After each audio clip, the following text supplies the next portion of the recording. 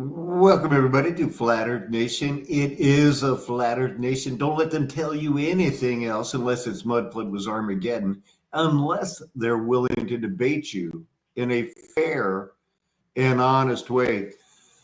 I saw Tom was here, and I didn't want him to, be waiting. I'm not quite ready yet, Tom, because I've had such an interesting morning. I can't believe it's only 12:35, and I've had such an interesting morning, and I've got some great writing done, and this homemade pie.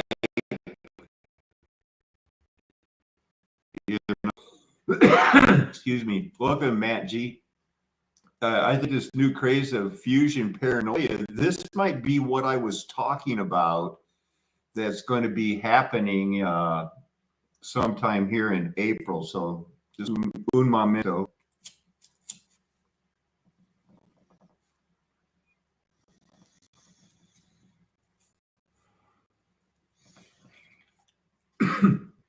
Now, the only drawback on this design is because I'm using painter's tape because I wanted it to be easy to remove.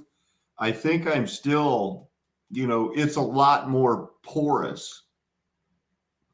It looks like I'm having trouble on the streaming the Facebook, so I'm going to remove that.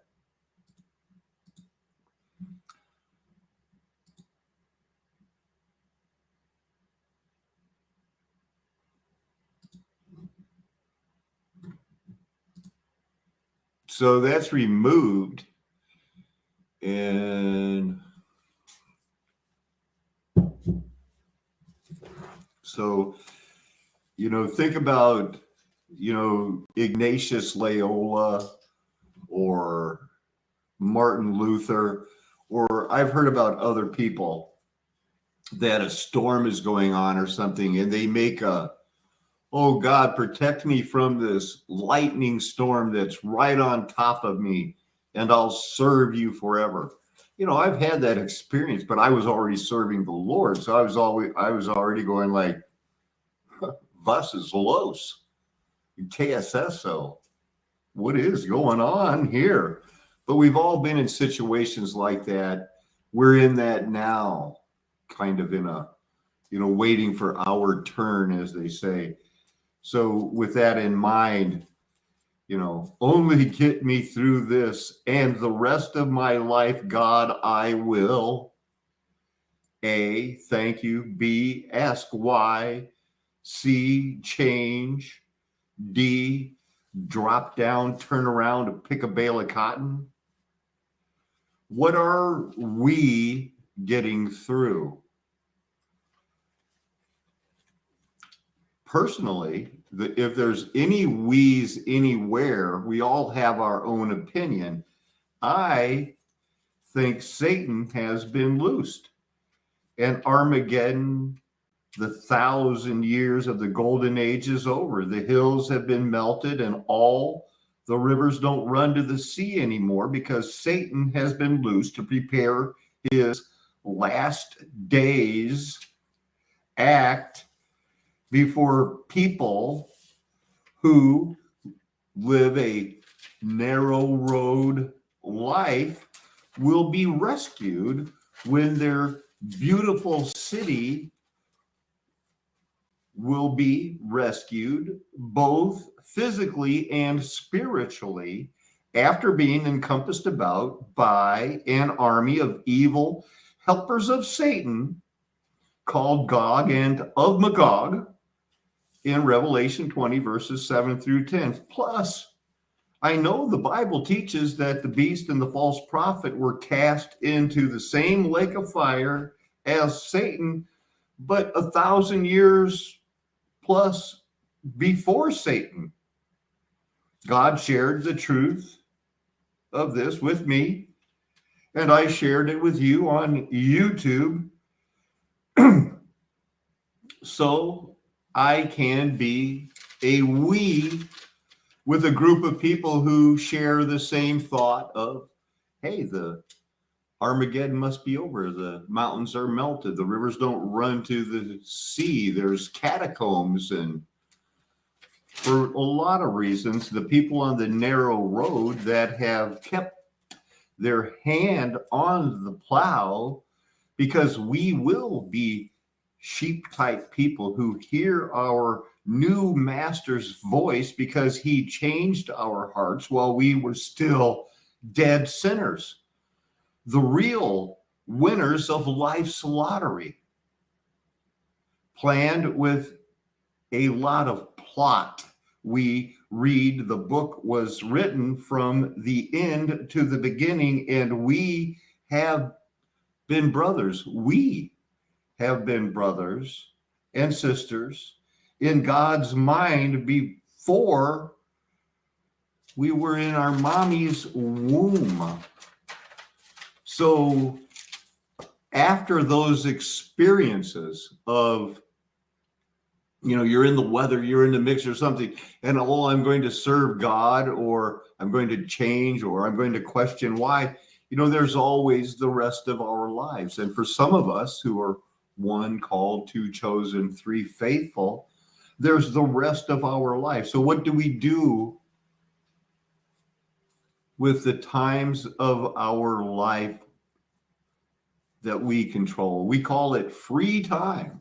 That, let's just say that it's that on that day of rest, you've got some free time, or it's you may be a part of a culture that has religious festivals and 3-day weekend every now and then. What do you do with your free time? We end up having competitions somehow, and maybe even while we're working, we have competitions. We want to be good.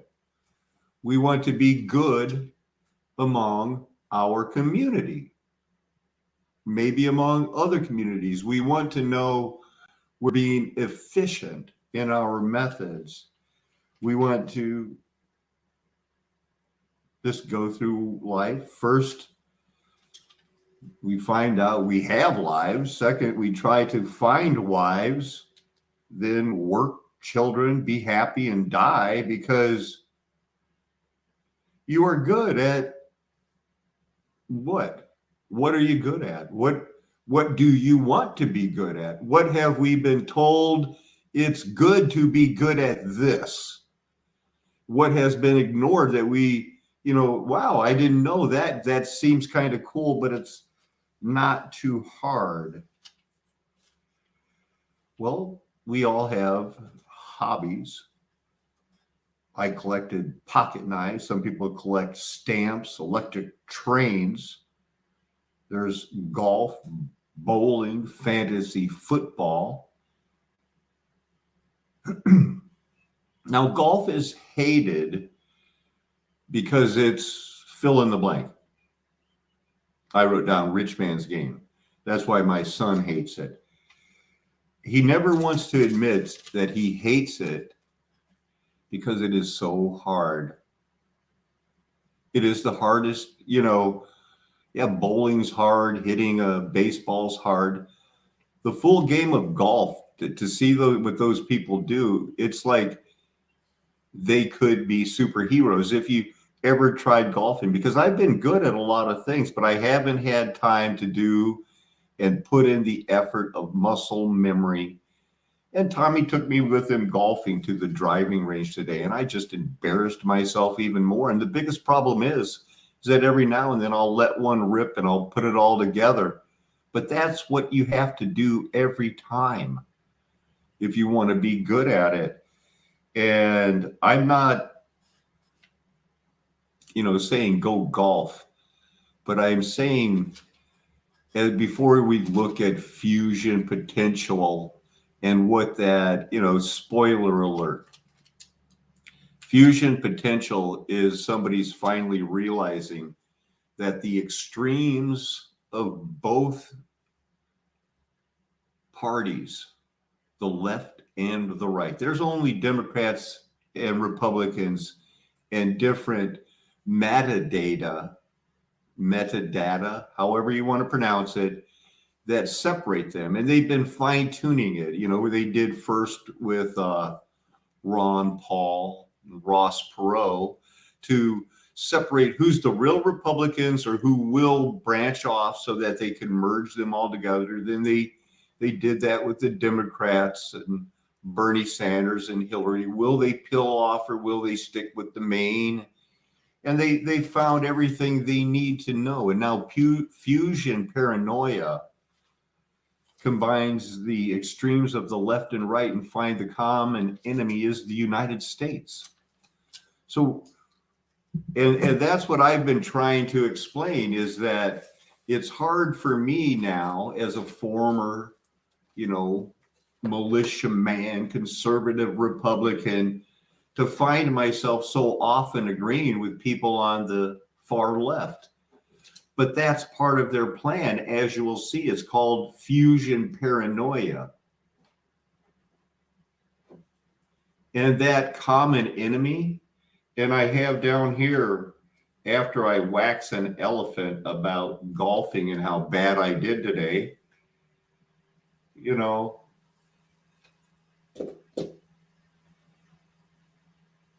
we have to look at it.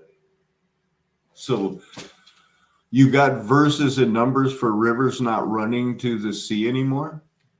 Ecclesiastes verse 9 probably, or verse 6. That's the type of interaction I love right there. You see, we're engaged, man. We're not just playing around, man. Yeah, all the rivers don't flow to the ocean anymore. I'll just look that up.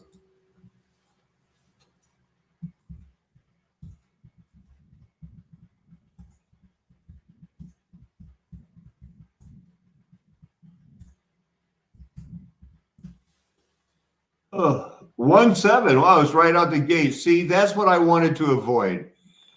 I would have been looking in the wrong place. And you know me, I would have stuck with I would have been looking through 7, then 8, then 6. Oh my goodness, it would have been a long time. Yeah, all the rivers run to the sea, yet the sea is not full. To the place from which the rivers come, they return again. No, they don't. Am I sharing the screen? Good. So no, they don't, because now we have endorheic basins.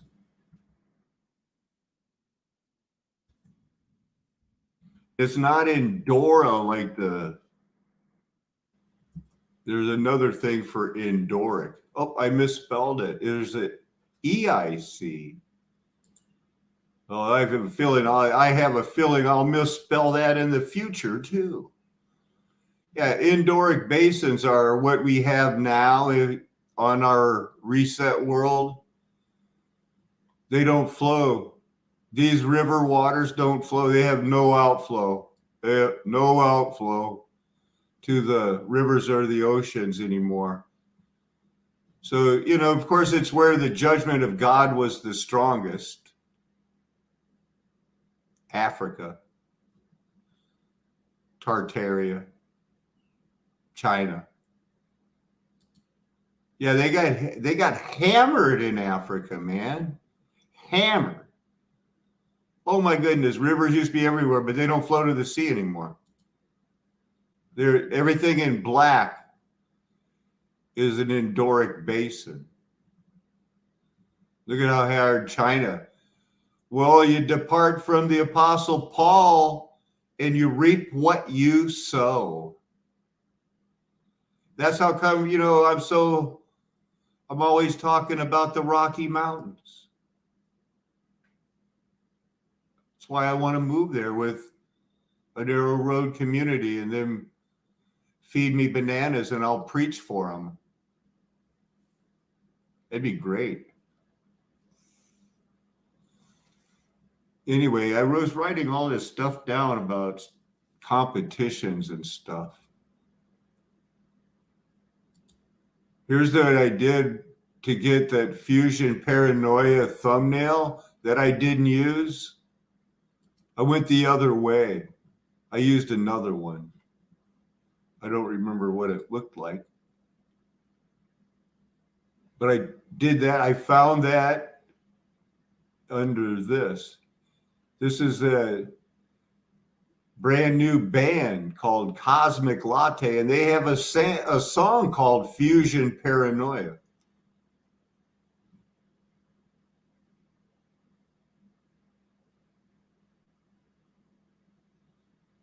We can only sample it, I'll bet, but they sound fairly talented, and they've got one song on Spotify.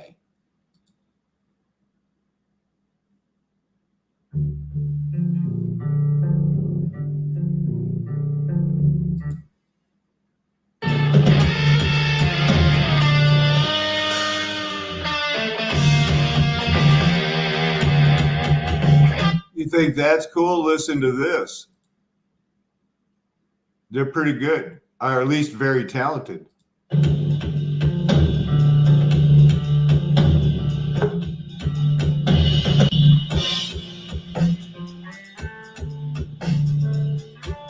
Was that cool or what?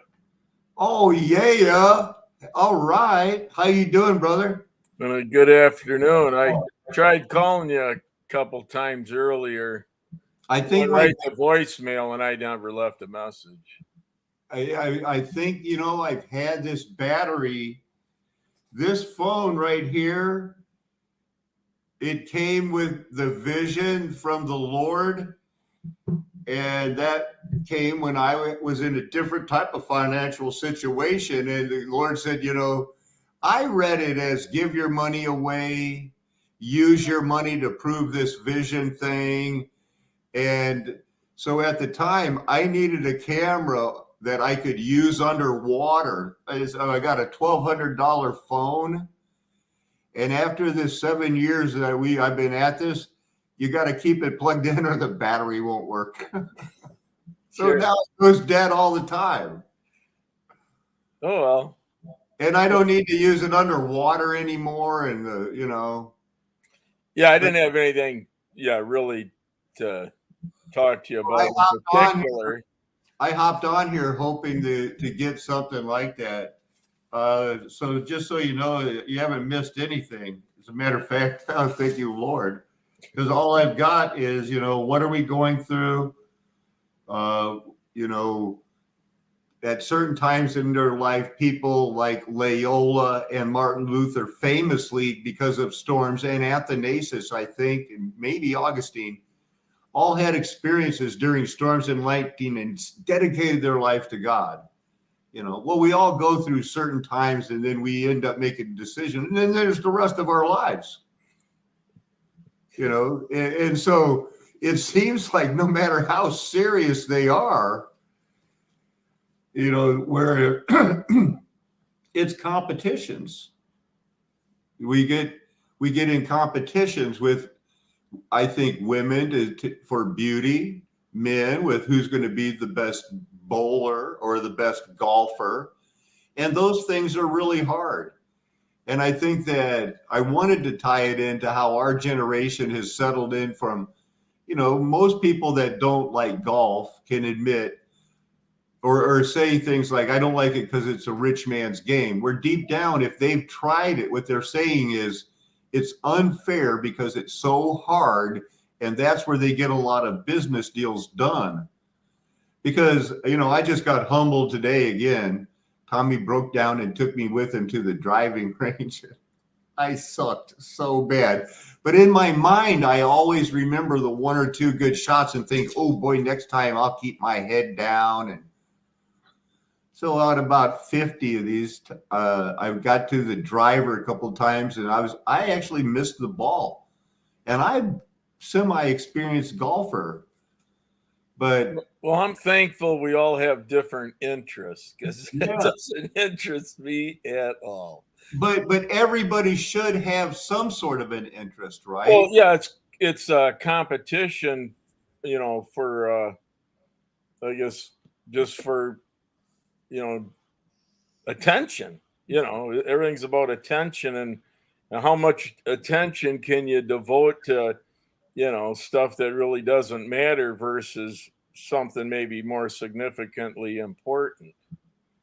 I'm not going to be the judge, but I was hoping you could tie it in to how come, about 20 years ago, they started saying, let's ban dodgeball because some people aren't good at it.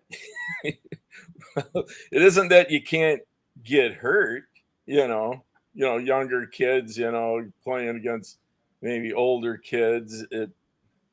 Even younger children of the same age can, slip on the gym floor and, have a. Yeah. But they are changing things under our feet all the time. I feel we're always in the constant process of having the reset shoved in our face. I think it's coming to a head right now. I think this new book and this new stuff I've got for today is going to change everybody's life. Immediately. Now that you're here. Yeah. Life can be somewhat of a slow process. All right. Well, then we'll slow down. We got to slow it down. Let's slow it down. So there's this show. There were a number of shows investigating Project Blue Book, and this was a very hot thing in the 1970s. To analyze UFO data, Air Force investigated 12,618 cases. Most were explained, but a 701, 5.6% remained unexplained. Okay, so what this reads in the minds of conspiracy theorists is, one, UFOs are real enough that uniformed officers of the Air Force are going place to place investigating them. And two, they are issuing a report in which they're finding some unexplained. It is not much of a step to say this is all a front for clearly men in black going from place to place and covering up UFOs, right? So the next step of alien contact is abductions, right? Betty and Barney Hill is one of the classic abduction stories. It's part of our popular culture. There's all kinds of UFO shows that are going to involve exactly these kinds of things, right? Betty and Barney Hill saw a UFO on September 19th, 1961 in New Hampshire. There's a probing coming up, right? Whenever there's a UFO from the government, right? Somebody's going to get probed. Of course, I'm just spoiling alert to get people who are sensitive to me. He's going to talk probe. They always do. They see a craft in figures. They realize that their drive home, normally 4 hours, took more than 7. This is the missing time that is so much a part of UFO culture. After this encounter, Betty has a long series of nightmares and physical symptoms, right? After working with a psychiatrist, Betty and Barney claim they remember exactly what happened. A ship was taken. A ship landed. They were taken on board. They had, and if I asked you... Wait, Randy, Betty realized that after she talked to the psychologist and the psychiatrist. Oh, that's what it was. Okay. That a UFO encounter. All to write down on a sheet of paper the types of medical exams that were done. Everyone knows now, right? So we could say they were probed here and there. This is what it looked like. We've seen it in popular culture that this event, which seems so fringy in the 1960s, has become literally, all of us could have a conversation about what a UFO abduction feels like or sounds like, and we've seen representations of it, right? Man, how weird is that, brother? Well, yeah, if it's unidentified, I'm not so certain they can be real sure of it, but whatever. Well, what I was thinking is, and I know that we both don't watch movies. I watch more than you. So did you ever see that movie called The Independence Day with the famous Will Smith? No, I missed that one. Well, in it, he saves the day, man, from the aliens and stuff like that, and it's all about that stuff. And it's just like what he's talking about. So, they're playing it that way. The government's hiding it. How could they hide it? That's where this is going. The Greys become this popular figure, right? And they published a best-selling book in 1966 called The Interrupted Journey. So why are we talking about UFOs? So we went from 1966 to where everybody knows what it's like to be probed in that movie, Independence Day.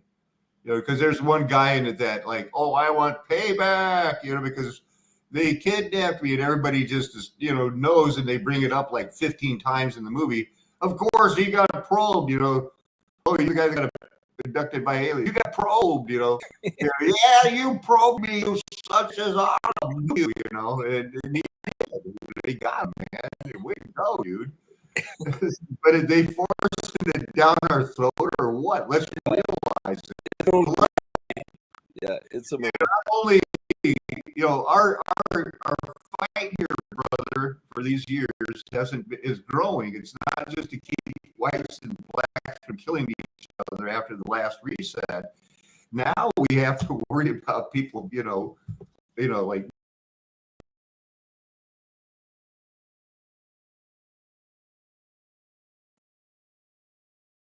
going with this. Well, yeah, that's part of the deception of the whatever space race and all the space farce or space force. Oh yeah, it's all to keep that narrative fresh, or how you can hide.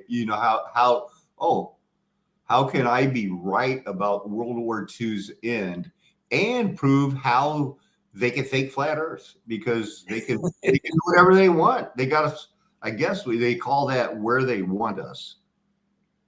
Because UFOs come back into conspiracy theories about the government in very interesting ways from all kinds of groups, right?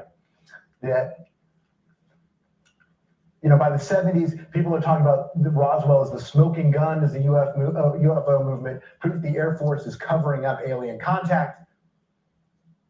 There are release documents from a group called Majestic 12 that is alleging that there was an agreement at, pick your Air Force Base, Wright-Patterson, Andrews, in which there were alliances formed between the UFOs and the United States government. Oh, no.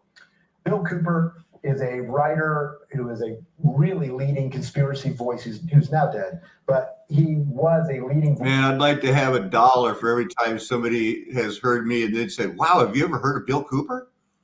No. Wow.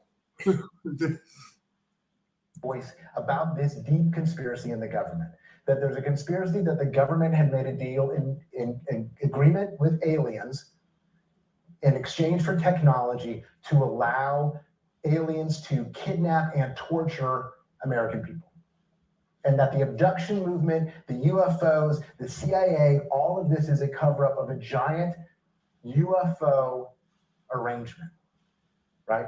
So it combines the Illuminati, the Bilderbergers, the New World Order, and other groups into a kind of super conspiracy. And this is not unusual. Underneath a lot of the conspiracies that you will discuss in class are bigger conspiracies that the students... Now, Randy, what you will discuss in class is because he is teaching high school teachers, getting their continuing credit education, CEUs or whatever they are, to go back and how this is from 2018,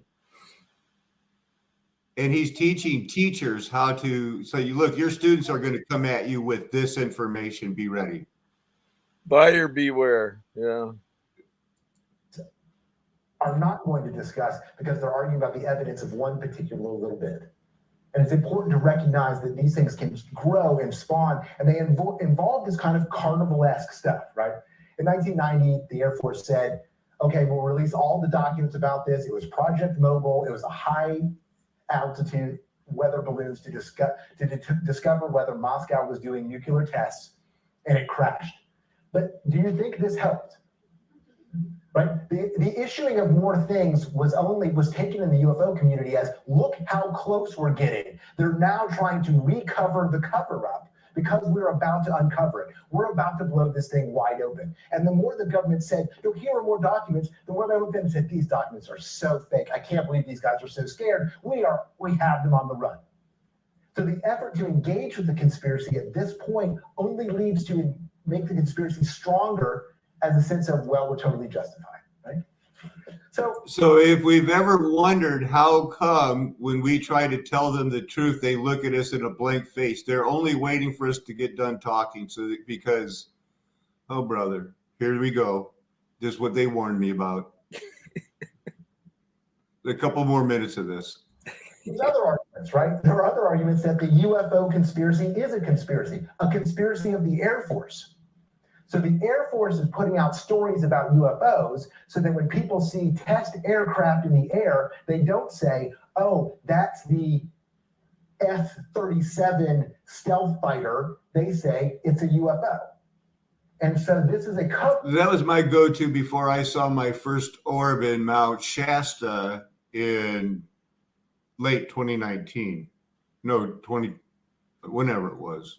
Up to get people to believe in UFOs so they aren't paying attention to what's really going on in areas like Area 51.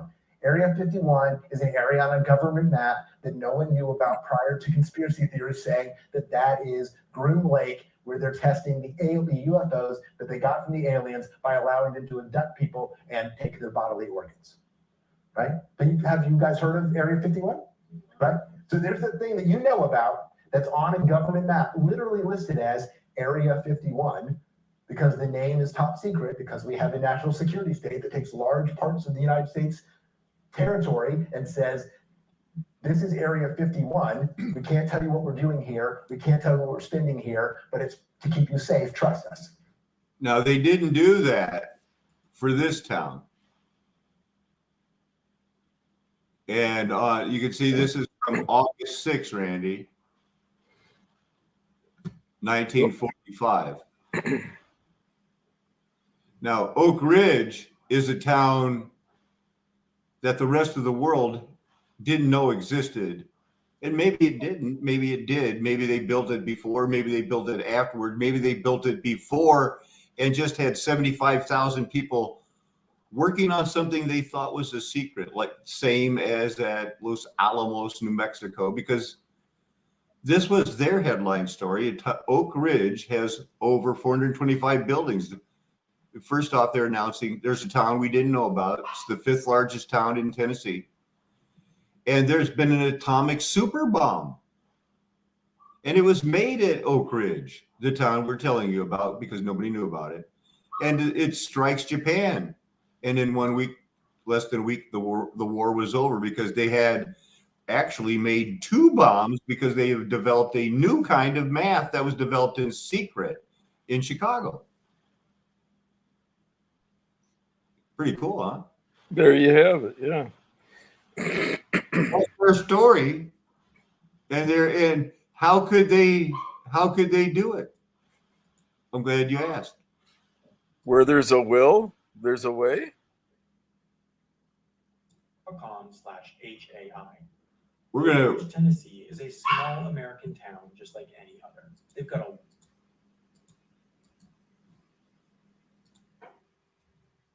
I can't get the sound off. So this is Oak Ridge today, you know. They got a Walmart, a Dollar General, and Aldi, a thermonuclear weapons plant, 2 Walmarts, and it's the 5th largest town. In 1945, I didn't pause that quick enough.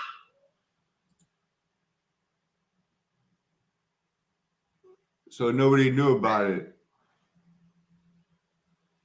This is their story.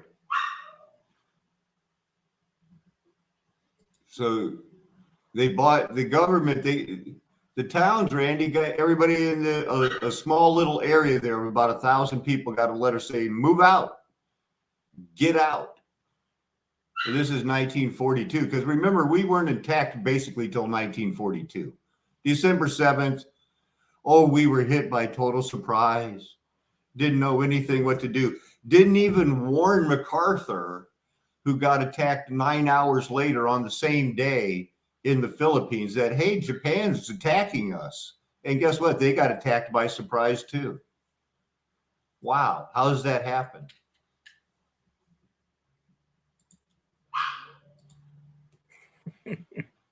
I'm sure that was a bummer, but too bad. There was a war going on. Wait, are we allowed to make World War II jokes yet? I'm not sure, but I do need to stop Stalin. So in Oak Ridge, Tennessee. Okay, that's a good one. He had to stop Stalin. After all the fences and buildings went up in a matter of months, the recruited workers were told next to nothing. All they knew. Oh, there you go, Randy. How could 75,000 people work on something and they didn't know what they were doing? Well, Compartmentalization. they didn't know. 75,000, and they're going to tell you that maybe a dozen knew that it was atomic. How do you keep them busy? Yeah. I mean, you could tell them to go out and check their beat fluid in their tires. And they're working on 2 individual bombs. Yeah, big boy and little Tom or something like that. I don't know. Fat Willie and Big Joe. They have funny names for them. Sure. Yeah, and we had 2, and boy, good thing they surrendered because we only had 2, and we didn't know if they'd work. Would end the war.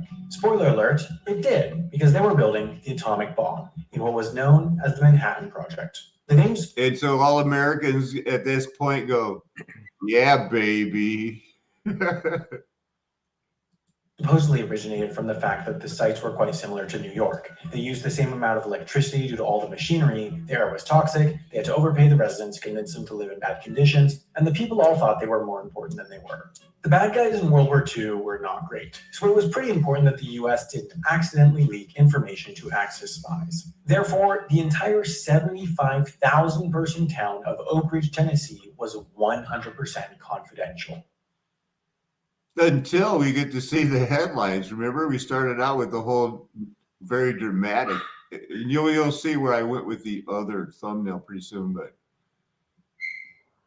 man, I get it. It's confidential. Not even the vice president knew it existed. And he became the president. Yep. That's Truman right there. You know what his nickname was? No. Nukem. When the bomb was dropped on Hiroshima, that was the first time that all but a select few individuals even knew such a bomb existed. It was pretty, I can't get over this. So a few select people found out the day that the Russians kicked Japan's ass in China that we had a bomb and we really won the war. The guys that brought you NASA brought you the end of World War II, man. Bombshell news. Yeah. The way the government kept this enormous operation confidential was just as ingenious as the technique. Hey, this is a stage where they could take their masks off, but they still had the social distance. I feel like I'm in a mood. See, that's what good sleep will do for you. How'd you sleep, Randy? Excellent. I always sleep better, and I don't need any more sleep, but I just sleep better when I know I don't have to get up and go to work. I don't know why. You know what this means over here? You know what this really means? Do not visit. Yeah, it means do not flirt. Okay. Technology they were building. Oak Ridge did not exist on any map. Houses were built outside the town and brought in to be placed so as few construction workers as possible would enter. Every single piece of mail going in and out was searched and read through, not only to make sure that there were no details. Hell? Is that a corral? Were they still using horses? It's a corral. No. I don't see a lot of driveways. Maybe they just got picked up by bus, though. This is a driveway. Well, it looks like they all have something coming off the street or the road there. That's a walk up, though, man. I don't know. Maybe yeah, maybe.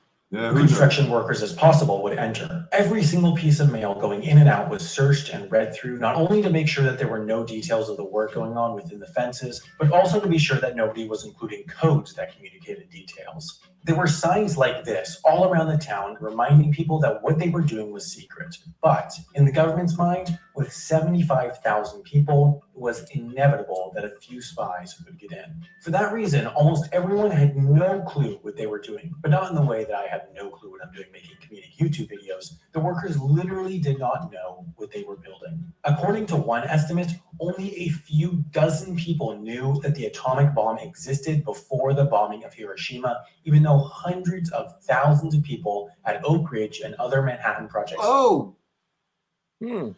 wow. Here's Oak Ridge. I think.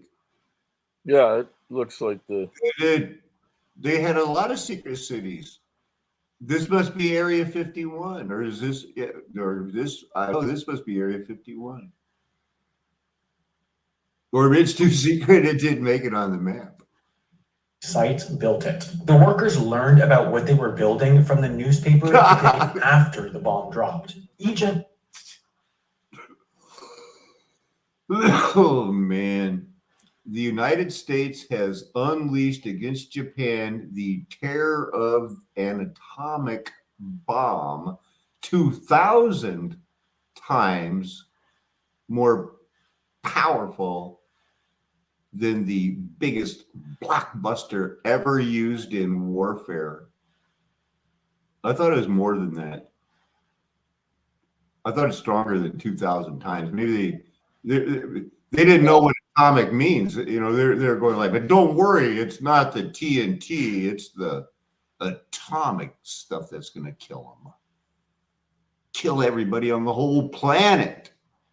So, do they give a name of an author for this Yes. reporter? Charles Coleman. It says here, Oak Ridge, one of 3 centers.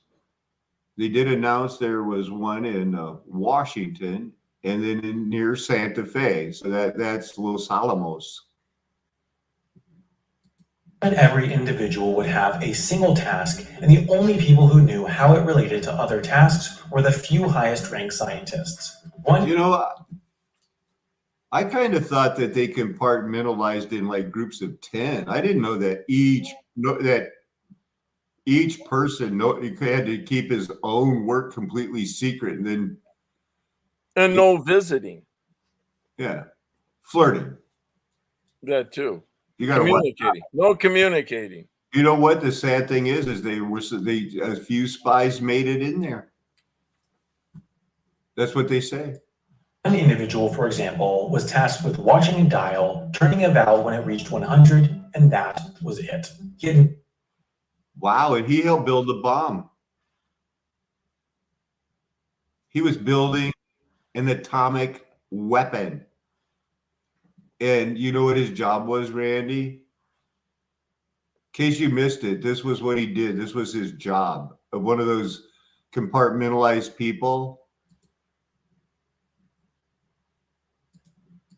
One individual, for example, was tasked with watching a dial, turning a valve when it reached 100, and that was it. He had no idea why he was doing that. The individual tasks were tiny and mundane. It was like working at McDonald's, except that at McDonald's, what you make kills Americans too. Another individual working in the laundry was told to hold up a machine to each article of clothing and listen for a clicking sound. Little did she know, she was checking for radiation using a Geiger counter. Security officers roamed all around Oak Ridge and monitored for anything suspicious. Groups of more than 7 and having the same person over repeatedly was considered suspicious. Sounds suspicious. Got any? I mean, this is Oak Ridge here. Tennessee's nice. Hey, Tommy, how's it going, man? It's a good one. I was just telling him how he was giving me golf lessons today. I was trying. Now, here's the big deal of what we were talking about in competition. Now, you've seen a lot of bad golfers, right? Right. Now, would 95% of them quit, or how many continue on to actually get better? Probably only 5 or 10% go on to get better. Right. Most of them stay around. Because it's so hard. Or they just quit altogether. And that's, you know what, you're never gonna get a par if you quit, no matter how hard it is. So anyway, back to Oak Ridge, the town that was kept secret. 75,000 people. Turn a knob when it gets the pressure to 100. It's, basically it's flip a burger and then take a bow. What'd you do during the war? I worked at Oak Ridge. Anything snarky you'd like to say, Randy? Boring. When it Yeah. comes to storytelling, Yeah, no. they're good stories. Yeah, I guess. Story, but you're gonna leave out the part. What was your job? I turned the knob, baby, like nobody else in the world. If the security officers were suspicious in the slightest, even if it was unproven, they would get kicked out for good. If a leak was proven, the resident would either be jailed for 10 years or fined the equivalent of $100,000. Overall, the bad guys in this war were really bad. So Americans were really into the idea of winning. So even those that had a good idea of what was going on in Oak Ridge kept silent out of a sense of patriotism, not wanting to let out information that could help the enemy. Throughout this all, however, Oak Ridge had stores and restaurants and even sports teams. Oak Ridge looked like a regular American town, just one that built the most deadly weapon that has ever existed. If you believe that. If you work at the US government's secret chemtrail factory in Garden City, Kansas, you should start a blog about it. But a blog isn't worth much unless you have a great... Wow. So here's that book. Fusion Paranoia.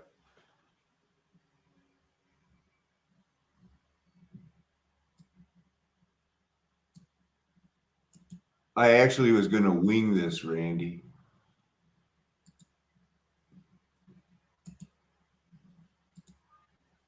We have that guy to go back to, though. You know about.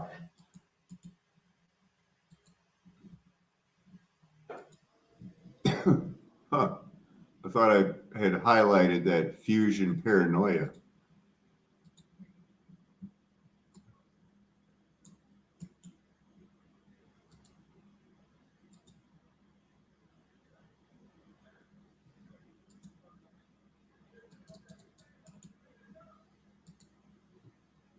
Let's see if there's anybody made any videos about it. Nope, just me. But they're using it, man.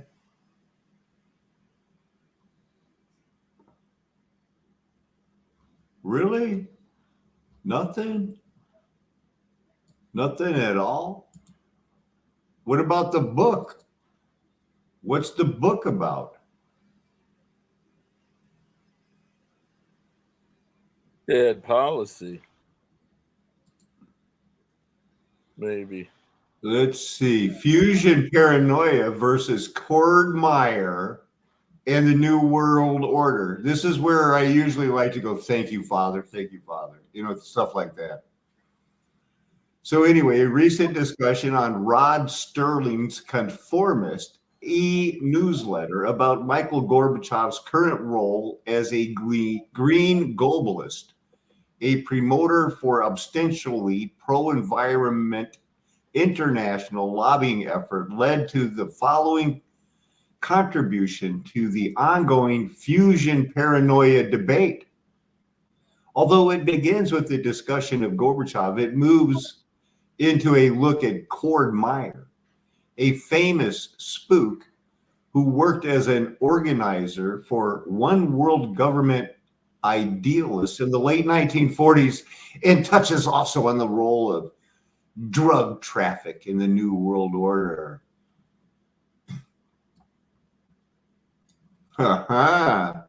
Right? Who's not being led by the Lord? We're all over it now. All we got to do is find out what this guy Cord was up to. And so you said Rod Sterling. So that's a Twilight Zone episode, or yeah. So I'm sure that I've seen people that decode that stuff, and they're into it, man. They're gonna get to the bottom of it. They're probably the equivalent of the UFO worlds, like Atlanteans or something. Like they're not cool enough to realize how cool the Rod Sterling show really was. We're the real appreciators of the Twilight Zone. I think that's the show that they're referencing. But there's a couple of them that are like that, right? Lots of enthusiasm. Yeah. But that compartmentalization, you know, and this is not a show I'm worried about dazzling them with spectacular graphics the whole way through.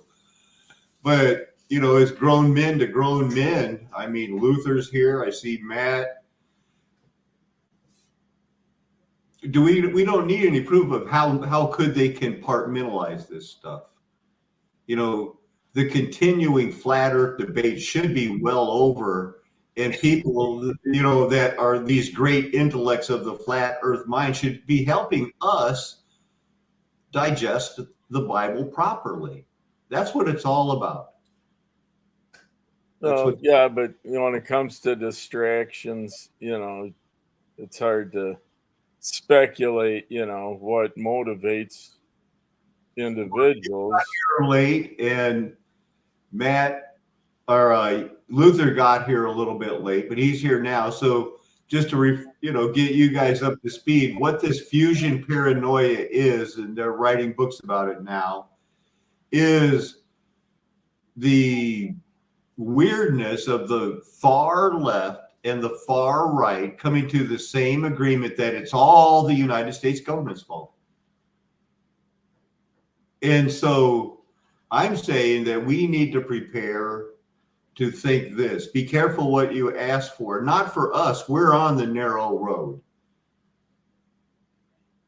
But for the people that are going to stay in the cities and think, well, if we had to have the dollar reset and everything else, at least now I know we weren't the good guys, because I think that's what's about to happen. The United States isn't going to be rescued by Donald Trump. The world is going to expose him as the tip of the iceberg. And it's going to peel back from Obama through the Clintons, through the JFKs, and just it's all going to be exposed to them. I don't know if the Chinese are going to get into the flat earth, but every lie they love so dear is these people waiting on the rapture here at April 20th, or waiting for a big change in the midterm elections. The big change is coming now, when it's going to be, not only is America, the United States didn't win World War II with fake bombs. Like I've been saying, there are no good guys in the world. We are not, unfortunately, better than everyone else. It seems possible we could be a little worse.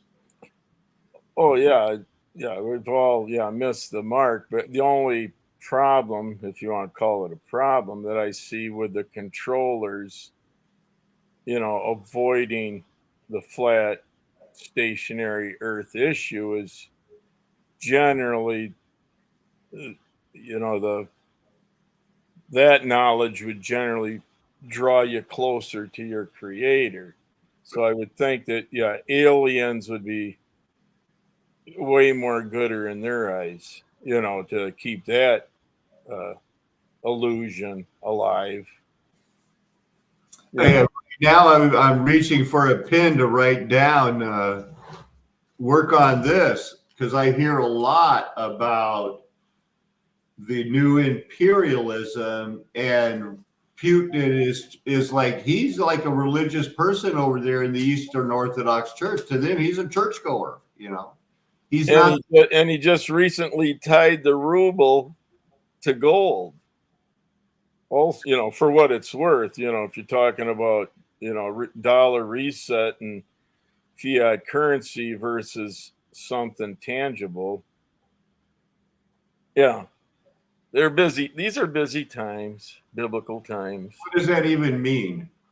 They got a fake Fort Knox like we do? Well, supposedly with Putin tying the ruble to gold, you know, once, and they've been manipulating the markets, I guess, speculating, you know, gold will actually equalized to a higher dollar value, meaning the ruble be worth more, and trying to tie the petrodollar back to precious metal is going to be virtually impossible. And that's why they're trying to, accelerate the digital currency. But, that's only stuff that I've been. No, now that totally fits in because I'm so out of it with, that currency and money is like Bigfoot. I've heard about it. I haven't seen it, But I just wrote down Putin loves true religion and this new imperialism, and he's going to be the new royalty and a new, in the Russian Orthodox Church. So why not expose flat Earth? Who knows how much propaganda we have in the United States that we might be the last ones really holding on to it like we hold on to 9/11 wasn't an inside job. Well, yeah, I mean, if they went back to that, then you'd understand how we got to today, in a large part. I mean, it's been going on long before 9/11, certainly. But I mean, if you want to talk about a major deception to, get the whole country, on like calling patriots, to support the whole hoax. Yeah, it was very successful. Certainly, when it comes to evil minds, working out a plan. You try to find one thing that Ukraine's doing wrong in the war right now on YouTube. Like any of the news channels you click to it, it's another stunning success for Ukraine in their rebellion against Russia or in their desperate fight now attack against Russia. One success after the other, except for when they're crying, stop the genocide. So we have the two extremes on the news, and that's like Orwellian doublespeak to me also. Stop the genocides. They're killing us. It's like the Nazis. We're kicking their ass like there's no tomorrow. Well, okay, choose one. And and I might give it some credence, but you can't have both, can you? Well, yeah, it sounds suspicious.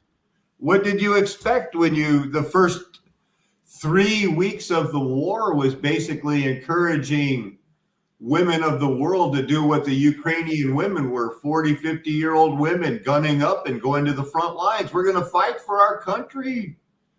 And then going like, ouch, that hurt. Yeah, you're going to have casualties in war. And that's what what they're doing in Russia right now with conscripts, giving them weapons that are from the 1898s, is that they are playing the same thing of chess. They're putting their pawns out there to be sacrificed because they didn't really care about those people they compartmentalized. Only 6 or 7 was waiting to see how this lie would play out with all the secret treaties that had been enforced in those 3 years during the war, 42 to 45, and all this happened. Every movie you've seen involves 3 years from dust up to end of atomic rain. 3 years. Yeah, and then march off to Korea. And that's hard to, it's hard to us imagine. We go like, how could they build that Starfort building in 3 years? It's like, wait a minute, how could they do everything in the world in 3 years of World War II? Look at what they supposedly whipped up and did with math, with physical, with logistics, with food. And now it's like Russia can't go 3 weeks with going like, we give up. You really kicked our ass, man.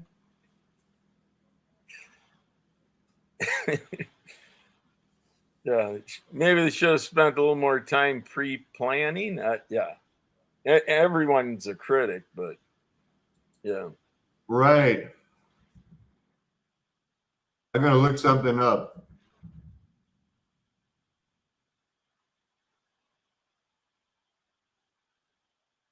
I think Mark Feldon did something.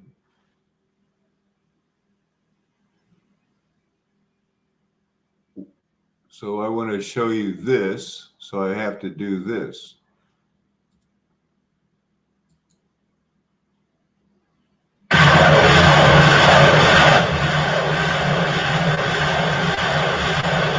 Well, that's kind of loud, huh? Yeah, it's probably real loud if you're standing next to it. Це дуже потужна зброя, яка виконує на прикладі одної машини залп за 20 секунд і вилітає 2,5 тонни боєприпасів. That's World War II stuff, man. There's cannon fodder. Still working, huh? Банально просто на голову противника. Місяць було дуже багато роботи, деколи приходилось спати по 2 години на добу. Дуже багато було зроблено. Хлопці дуже молодці. Dead men walking. Вони мають патріотичний дух.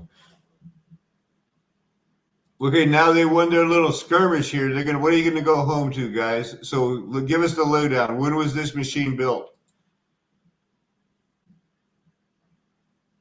That's where you keep the spare tire.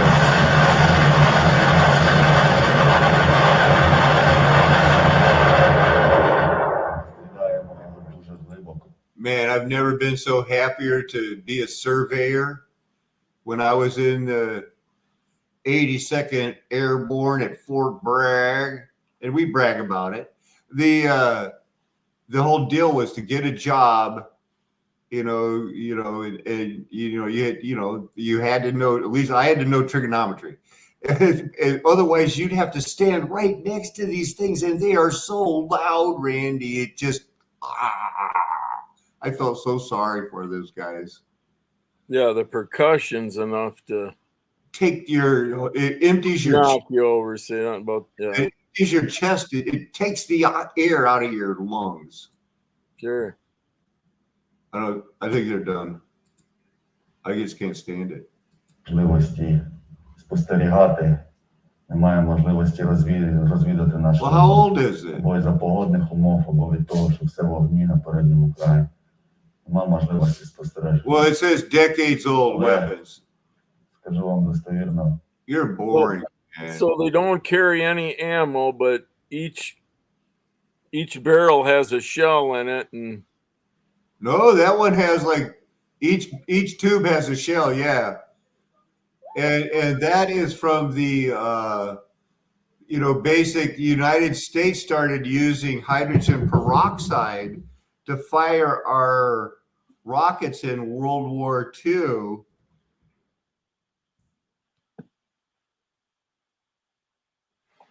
I think they tried them at Iwo Jima. And they were a great success because it expanded we weren't using hydrogen peroxide like Warner von Braun.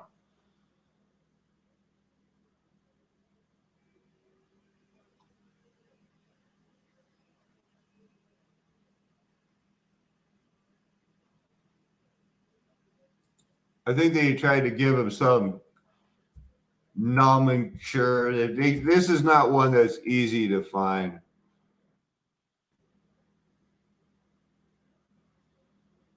But they had rockets.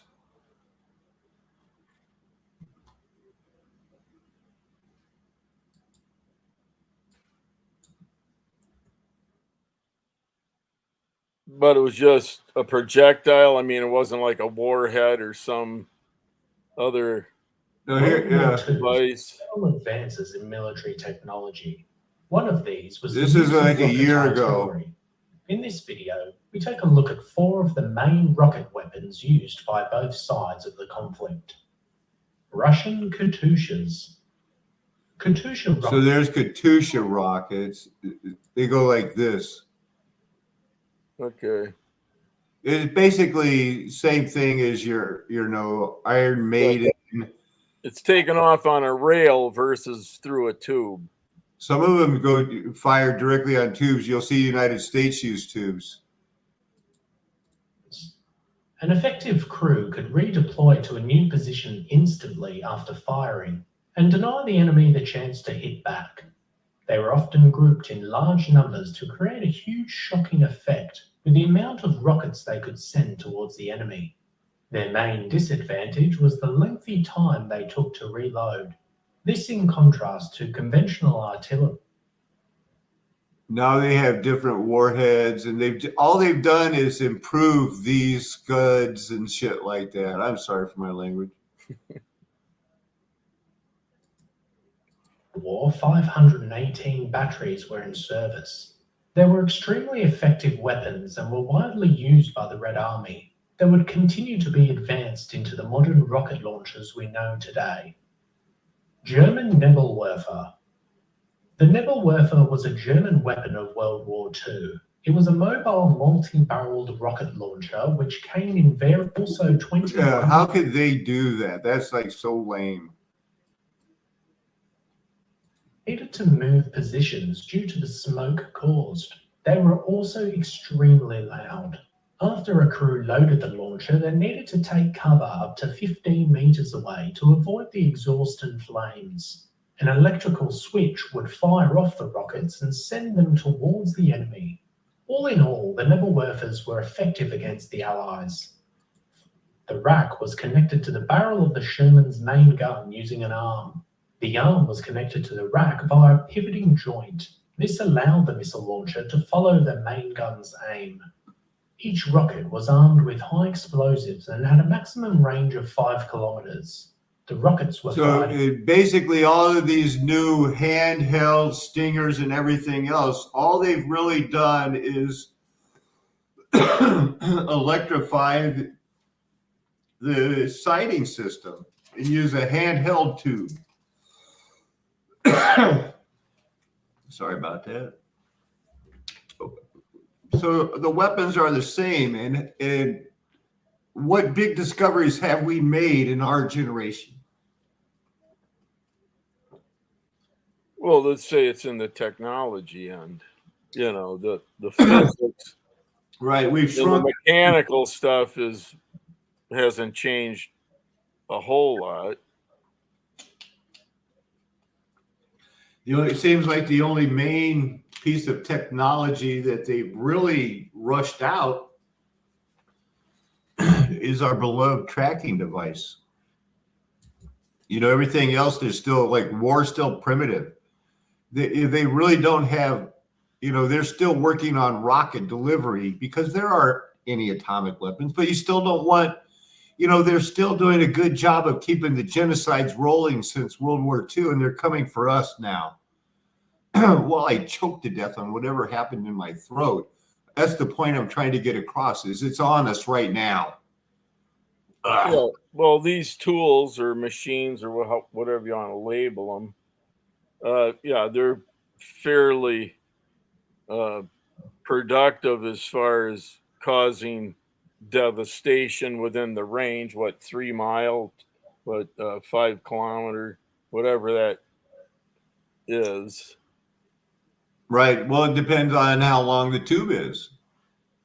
Well, to a point, yeah, but whatever's, the rocket propellant, the H2O2, the medical grade hydrogen peroxide that are launching those is the same thing that, was the Mercury space program.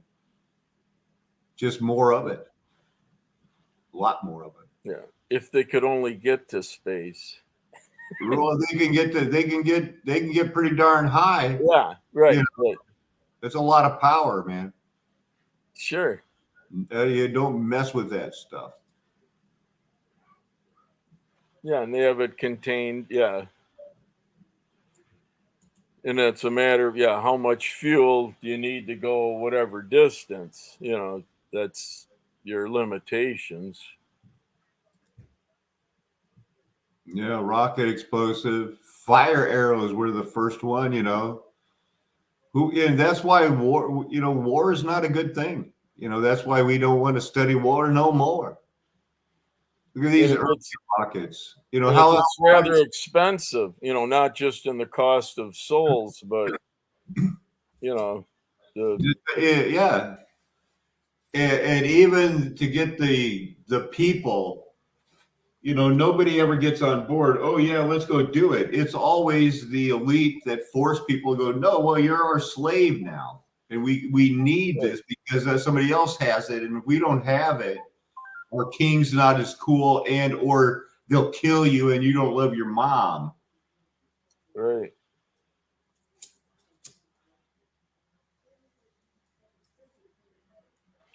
Yeah, it isn't like they're leaving any choices. It's, yeah. They got it all figured out for you. That was me with my first rocket. There was you and your third rocket. There's Tommy's rocket collection. Mm-hmm. I can't believe you shot that bout in a rock the first time. Oh yeah, you wouldn't want to have been there. Congrave he got his own name on a rocket. Rockets are important. Oh my goodness, look at it go. Oh boy, even the early jets, that must be that Korean War that you were talking about. That was a jet.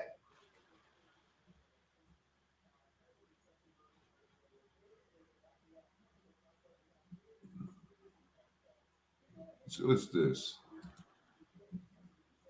The Dear Conformist. I saw Gorbachev do the end of the Iron Curtain speech in Fulton, Missouri, where Churchill first popularized the phrase. I've studied that Fulton, Missouri, Westminster Bible school that that speech is given into. It's mud flood as can be, so highly suspicious. Crazy. Yep, that's where the Iron Curtain fall. Recently, he found something interesting about globalism in the new issue of Lobster. Did you ever hear that one? What, globalism?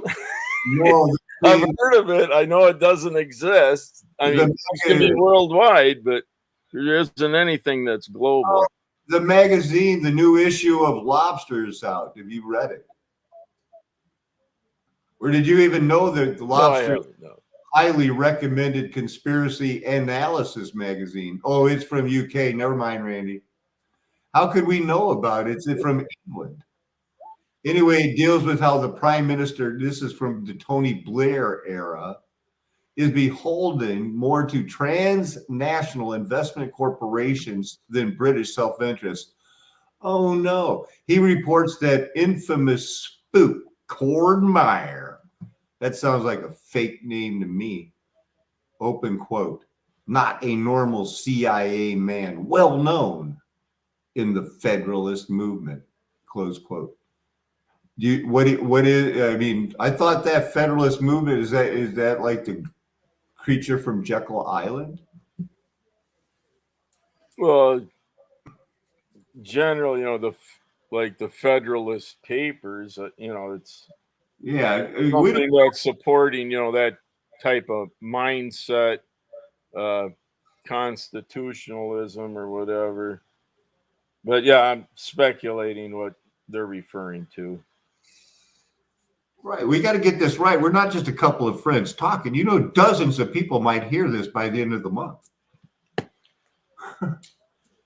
Cord Meyer, of course, he was one time married to Mary Pinchot Meyer. Oh, Cord gave her LSD. And, never mind. She's involved in something with JFK, LSD, and sex in the White House. Bless her heart. I'm gonna look her up. Mary Eno Pichomeyer. Okay, they didn't use her whole name. That's why I didn't know who it was. But she got murdered at this. I have done something about this canal before because it's very suspicious. She got dumped in the canal because of the LSD, probably. Because even though the government hated LSD back then. No, that can't be it. Okay. What's the deal? Where's the scandal? Oh, she had after the divorce.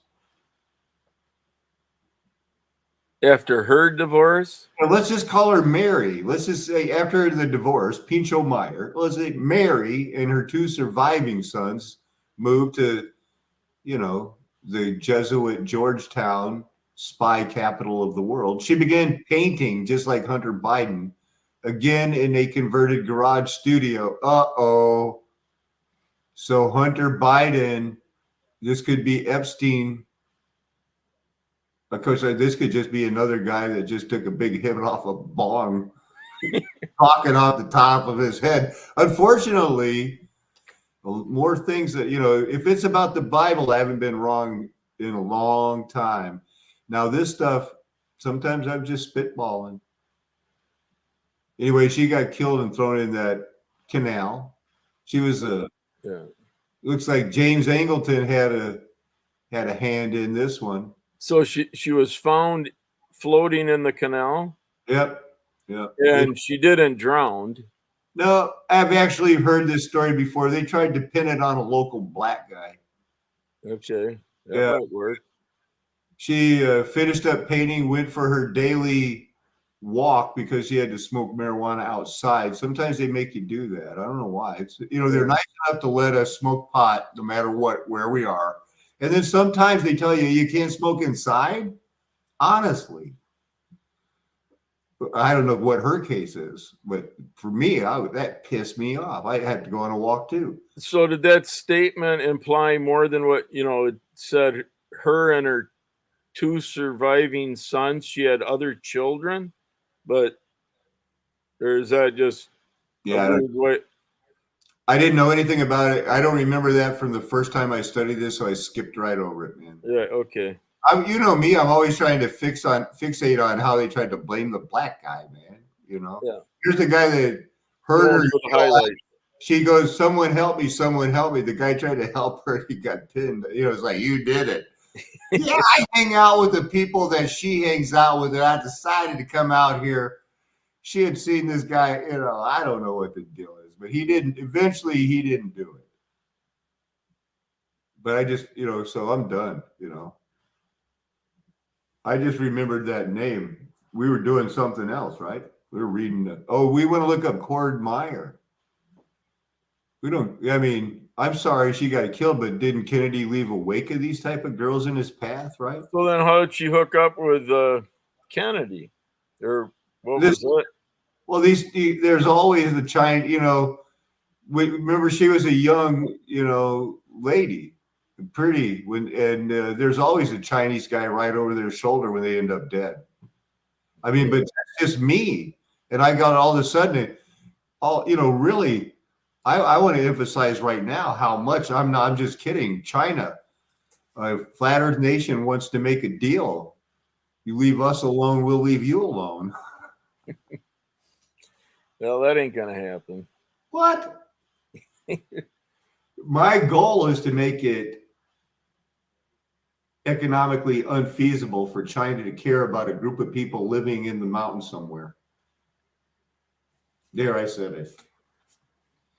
Don't come after this place. There's no Wi-Fi's allowed here. We'll not violently, you know, try to kill you, but when you turn your back, we're going to burn them down. You know, because we want to come here. I had something. This is how this all started, you know, because I was telling you about Martin Luther and enlightening or and everybody.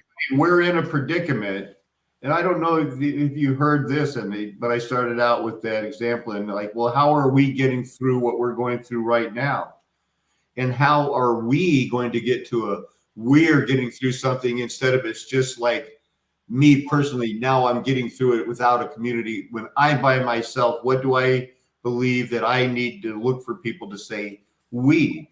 I think Satan has been loosed in Armageddon. The 1,000-year reign of what they call the golden age is over. The hills have been melted and all the rivers don't run to the sea anymore because Satan has been loosed to prepare his last day act and attack before people who are living on a, in quote, narrow road, that type of life, will be rescued when their beautiful city, that should be in quotes too, will be rescued both physically and spiritually after being encompassed about by an army of evil helpers of Satan called Gog and of Magog in Revelation 20, verses 7, verse 10. Plus, I know the Bible teaches that the beast and the false prophet were cast into the same lake of fire Satan's going into 1,000 plus years before Satan ended up in it. Past tense. God shared this truth with me, and I share it with people on YouTube and with you people that will be listening now, so that I can become a we on a narrow road type of people, the people who have kept their hand on the plow, because we will be sheep type people who hear our new master's voice, because he changed our hearts while we were still dead sinners, the real winners of life's lottery. Planned with a lot of plot, we read this book was written from the end to the beginning, and we have been brothers and sisters in God's mind before we were in our mommy's womb. How about that? That was crazy, right? Thank the Lord for adoption. What'd you think about that little stick right there? That's kind of like a left wing, right wing dig. Where are you going to be on I this? enjoyed it. Yeah. We who are, we people that are saved, we were dead and now we're not. We're the real winners of life's lottery that was planned with a lot of plot. I think I worked too hard to try to get that to rhyme the other sentence. Real winners of life's lottery planned with a lot of plot, we, instead of life lottery, lot of plot, we. I loved it. So, I don't know if it carried my intent, but I had to go there. But I really wanted to ask, I feel like I've won life's lottery. No matter what happens to me on this earth, I've experienced enough good. I've bowled a strike. I've answered the trivia question. I know what good is. Well, yeah, the actual, real winnings are not enjoyed, in this life. Right. His victory is ours. And that's what helps it add too, that knowing what good is here on earth, because we can't have that. I mean, we're not throwing strikes all the time, or we'd be like those rich bowlers and golfers and baseball hitters, right? But I have bowled a strike. I know what it's like. But most of our life, we're not going through, there's a thunderstorm happening, I'll serve you, God. That has to be a part of our daily walk. I'm glad God has got me as one of those people who are 1, called, 2, chosen, and 3, trying hard to be faithful. And that's how am I a winner of God's lottery? Well, no matter how much I suffer, knowing what good is, and that in our real home, we haven't even really experienced a true level of what our God calls good, that he has planned for us before the foundation of the world. See how that fun poetry can all trip you up when you're just trying to regularly talk and you go, I just said a sentence that made absolutely zero sense. I understood it. Yeah, I think Matt understood it too. He wants to know what you know about fascists and stuff like that. What I know about who? Those fascists and stuff. Probably not enough, or, maybe not as much as I should. I don't know. I'm fairly ignorant. Well, what type of what are these kind of like old weapons now? Because right, yeah. Microwaves cook your weapons from inside out, and now I'm going to imply from that he might be thinking about the Paradise Fires a few years ago, where I saw trees start on fire from the inside out. Sure, yeah, direct energy weapons, dudes, but that was me that said it, not me. but it appears that they may be some sort of, frequency machine. Who knows? Again, I don't know enough about them. I can't explain, how they would work, but apparently plenty people had them, it appears. So, well, I was kind of leaning towards that nowadays, since things have changed so much. Those, when you put a trailer and you put the chain between the trailer and your truck, that spark could make a tree start on fire on the inside now. But it's not. We're stuck with the directed energy weapons, aren't we? I believe so. That's what it appears. You guys in all your proof. Okay, Max has just brought up a really good question for you. Max 134A. Now, I wasn't going to take this question because I thought this was Max 134B. But that guy's not funny and doesn't ask good questions. But this is 134A. So the question for you is, so if Mud Flood Armageddon was Armageddon, then we are in a short time period of revelation. Right. So that would be, there is only going to be, from the time of the abomination of desolation, and that, something was made desolate. And the most famous prophet ever is the Lord and Savior Jesus Christ, who gave basically probably one of the hardest prophecies ever. See that big stone building thing over there that took 45 years to put together? It's all going to be torn down, every single stone. He didn't tell them that there's going to be melted gold in between the small cracks that they wanted, but he knew. And he said it's all coming on what? That wicked and evil generation.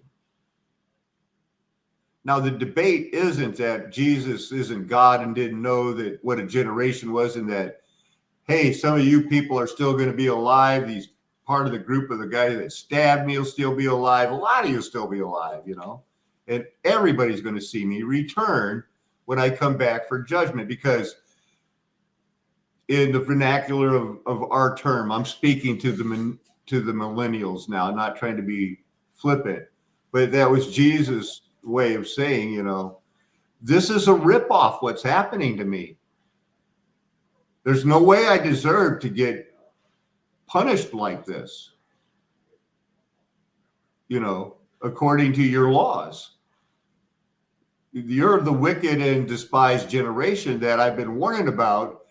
And nobody believed it, that I could finally send back the servant who owned everything, gave you everything, and you killed him because you wanted to keep making money off the deal. So Jesus, he had every right to go, this is a ripoff. And it's not going to, we're not putting up with it. Yeah, they were quite comfortable in their evil ways. The whole thing had to end. And he said, I'm tearing down, not one stone's going to stand on it. He's a pretty good prophet. So he knew when he said that generation. And so it said it was going to happen in Daniel chapter 12, verses 12, 13, and 14, that the abomination of desolation. And that's when the time of the offering is suspended. Well, okay. First off, you're invaded. And all the priests are killed.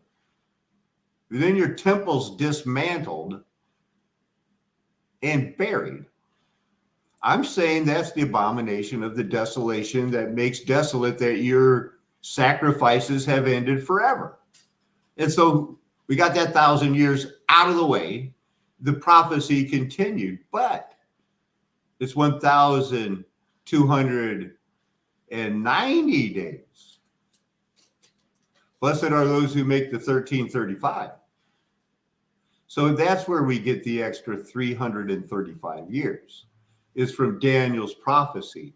And now, in my mind, who I, glad that I have at least a we in me Randy, Tommy, Doug, Matt, Luther, we, think that's already over and Satan is loosed around time. I personally believe it was 9/11, 2001 is the start of the last 45 years.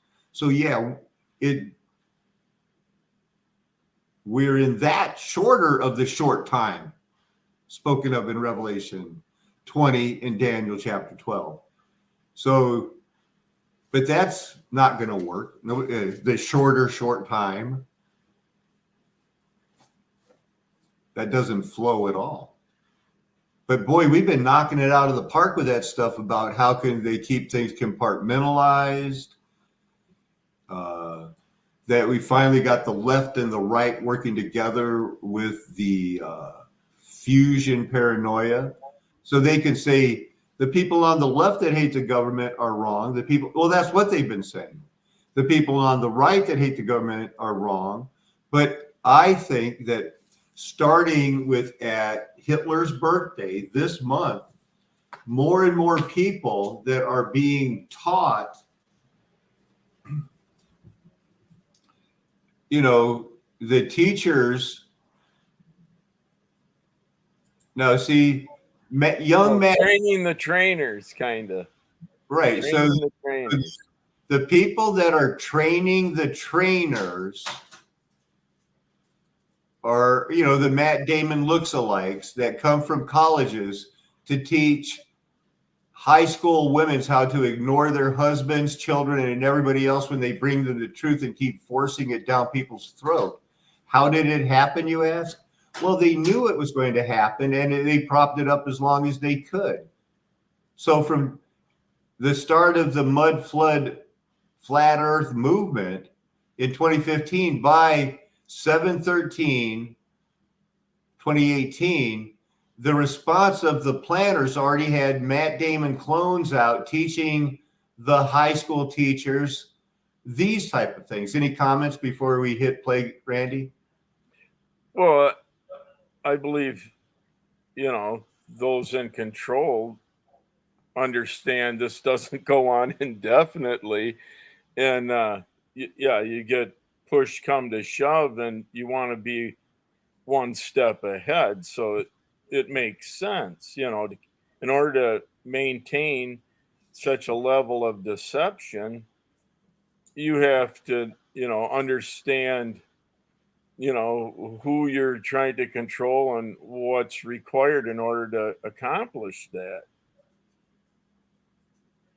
And this isn't anything new as far as methods. I feel like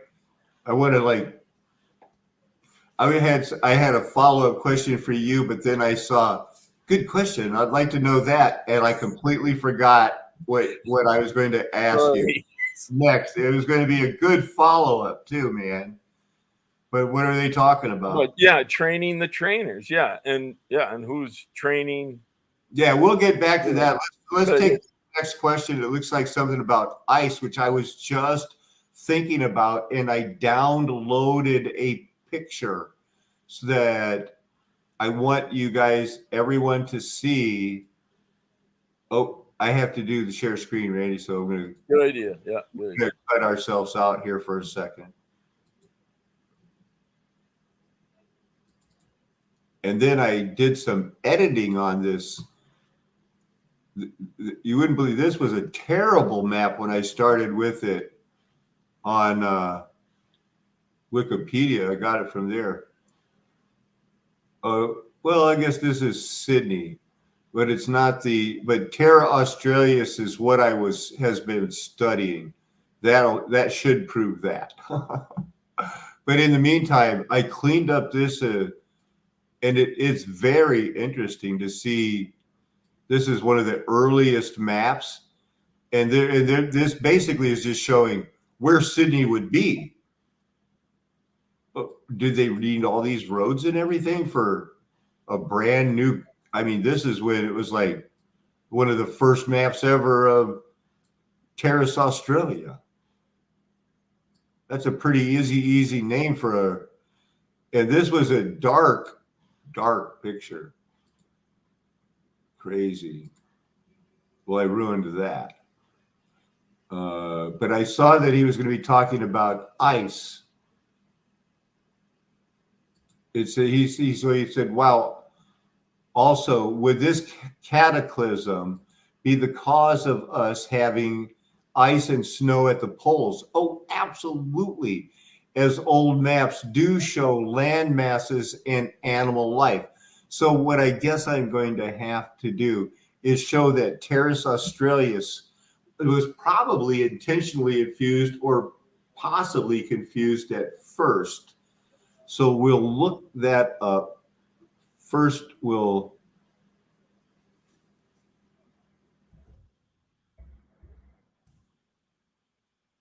how do you spell that? Ask me. You mean in English? Yeah. Well, here's the one I was watching. We can watch it over. Well, share it. Our Okay. thoughts have been based on Yeah, that's a shared good laws part of of that whole we one of thing which I've been is trying to go here. like On emphasize. the map, he incorporates the That way, information from instead of accounts I, we can watch it. Schoner called the continent Brasilia. There's a problem. Ortelius died in 1598. Antarctica wasn't officially discovered until 1820. And Australia wasn't known to Europeans until 1606. So here's where it is, Max. So if this isn't Antarctica, Australia, or a misunderstood version of them, See down here, Tierra Australis, new continent. I think that's what that means. New cognita. Oh, okay, so it's newly discovered. Duh. So who gets the credit for this map? You do. Oh no. Ortelius. So he was a globe nut, huh? Yeah, and he was dead already. All right. what exactly is it? That is the topic of this video, the story behind this giant mysterious landmass. That's just what Africa looks like today over here. Big rivers. No, they're in Doric rivers now. They don't flow to the sea anymore. This is a good show. I wish 1 million people, Lord, would watch it someday. On old maps. And not when I'm going through my judgment in heaven when they see everything I've seen. I mean, on their own, Father. This land has held a few different names in its history, but it's most commonly known as Terra Australis, which is Latin for Southland or Land of the South. See, This here we Land of go. the South was conceptualized over 2,000 years ago. I don't even want people to be polluted by this piece of crap. Very interesting, huh? Its symmetry. Not only did Crates believe there was land in the south, but also in the other two quarters of the earth. According to Greek geographer and historian Strabo, Crates created a globe. It didn't survive to today. Right. And Stathos lived like 400 years later, and he helps to improve the globe, but you might think this is cool. Earth. This map is a reconstruction of what he described in 43 AD. He called these people... This is a reconstruction of what he described. Notice that we still have, and this is for you people in the chat room, try to think about how come we haven't been able to figure out how come 10% of the maps show the south is the north and the north is the south. We haven't nailed that down yet, Randy, not to my satisfaction. Unless you have and didn't tell me. No, I can't explain, the discrepancies. The Antipodes, a Greek word meaning the people who inhabit the antipodes, or regions on opposite sides of the earth. Greek astronomer Cleomedes agreed. He wrote in 44 AD that... I just can't even stand listening to their Greek quotes and shit. Well, that's like trying to explain which half of the globe is upside down. You know. And the idea that... But even on flat Earth, what if they're lying to us, man? And the pole, what we call positive is negative. Who knows? I know that they're so bad. They live on this new continent was very controversial amongst Christians. St. Augustine wrote in 426 AD, even if the world is held to be global or rounded in shape, or if some process of reasoning should prove this to be the case. So now we realize that even the people that the Protestant Calvinists and everything, the Catholics all hold up, he was the first sellout. And what was the first thing he sold out? That the Bible doesn't teach flat earth strictly. Yeah. Looks like they've been rubbing that nose for luck. 51 BC. This particular map is from a 12th century manuscript of the commentary. It shows the climate zones and two parts of the earth with an ocean splitting them. World maps from this time period.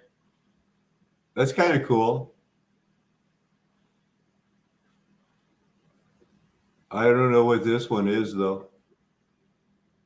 I'm not just see. This is inside probably a kidney or something. If I had more time, I'd put it in a body, all connected. But they're not just showing, they're building things on things for a reason. If it's an earth and there's ley lines, it's because, there's canals that run here. And that's where the good stuff was. So since we're made out of that dirt, we need to eat that shit. Sorry, I have to be so vulgar sometimes. Are called a mappa mundi. In medieval Latin, mappa means napkin or cloth, and mundi, the world.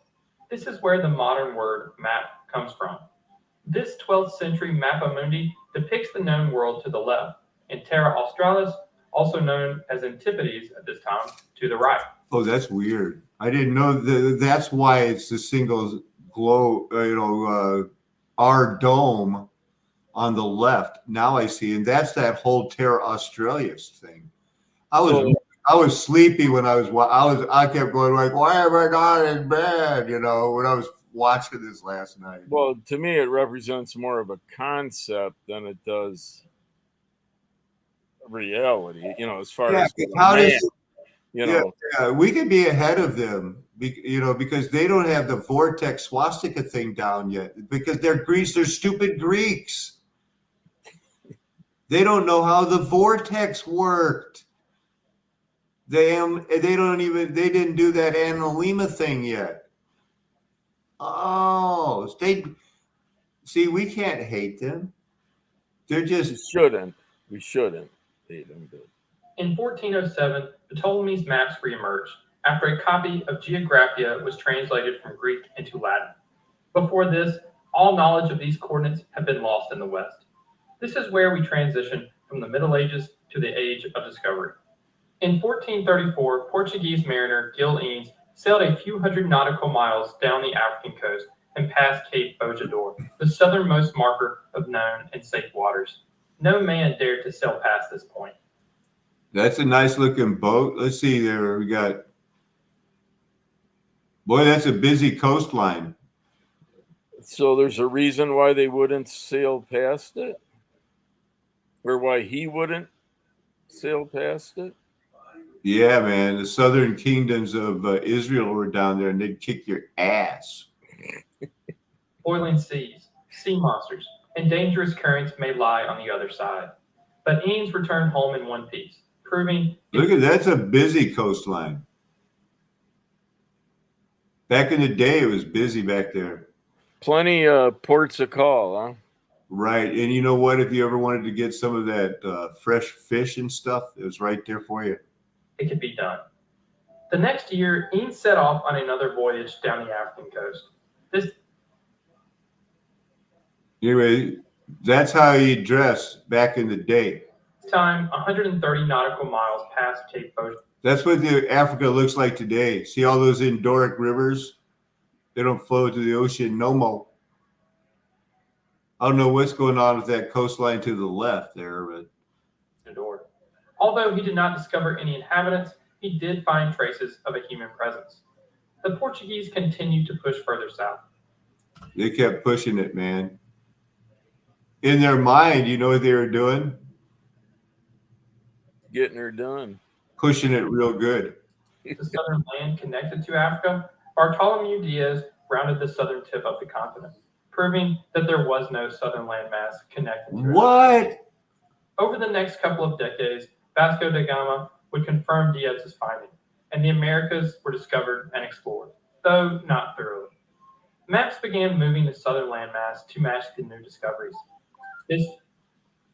And there, I think, is a pretty good flat Earth map. Jerusalem would be, right here. Well, Jerusalem would be in the mid, right here, I think. It's not really the middle, but the eye is offset.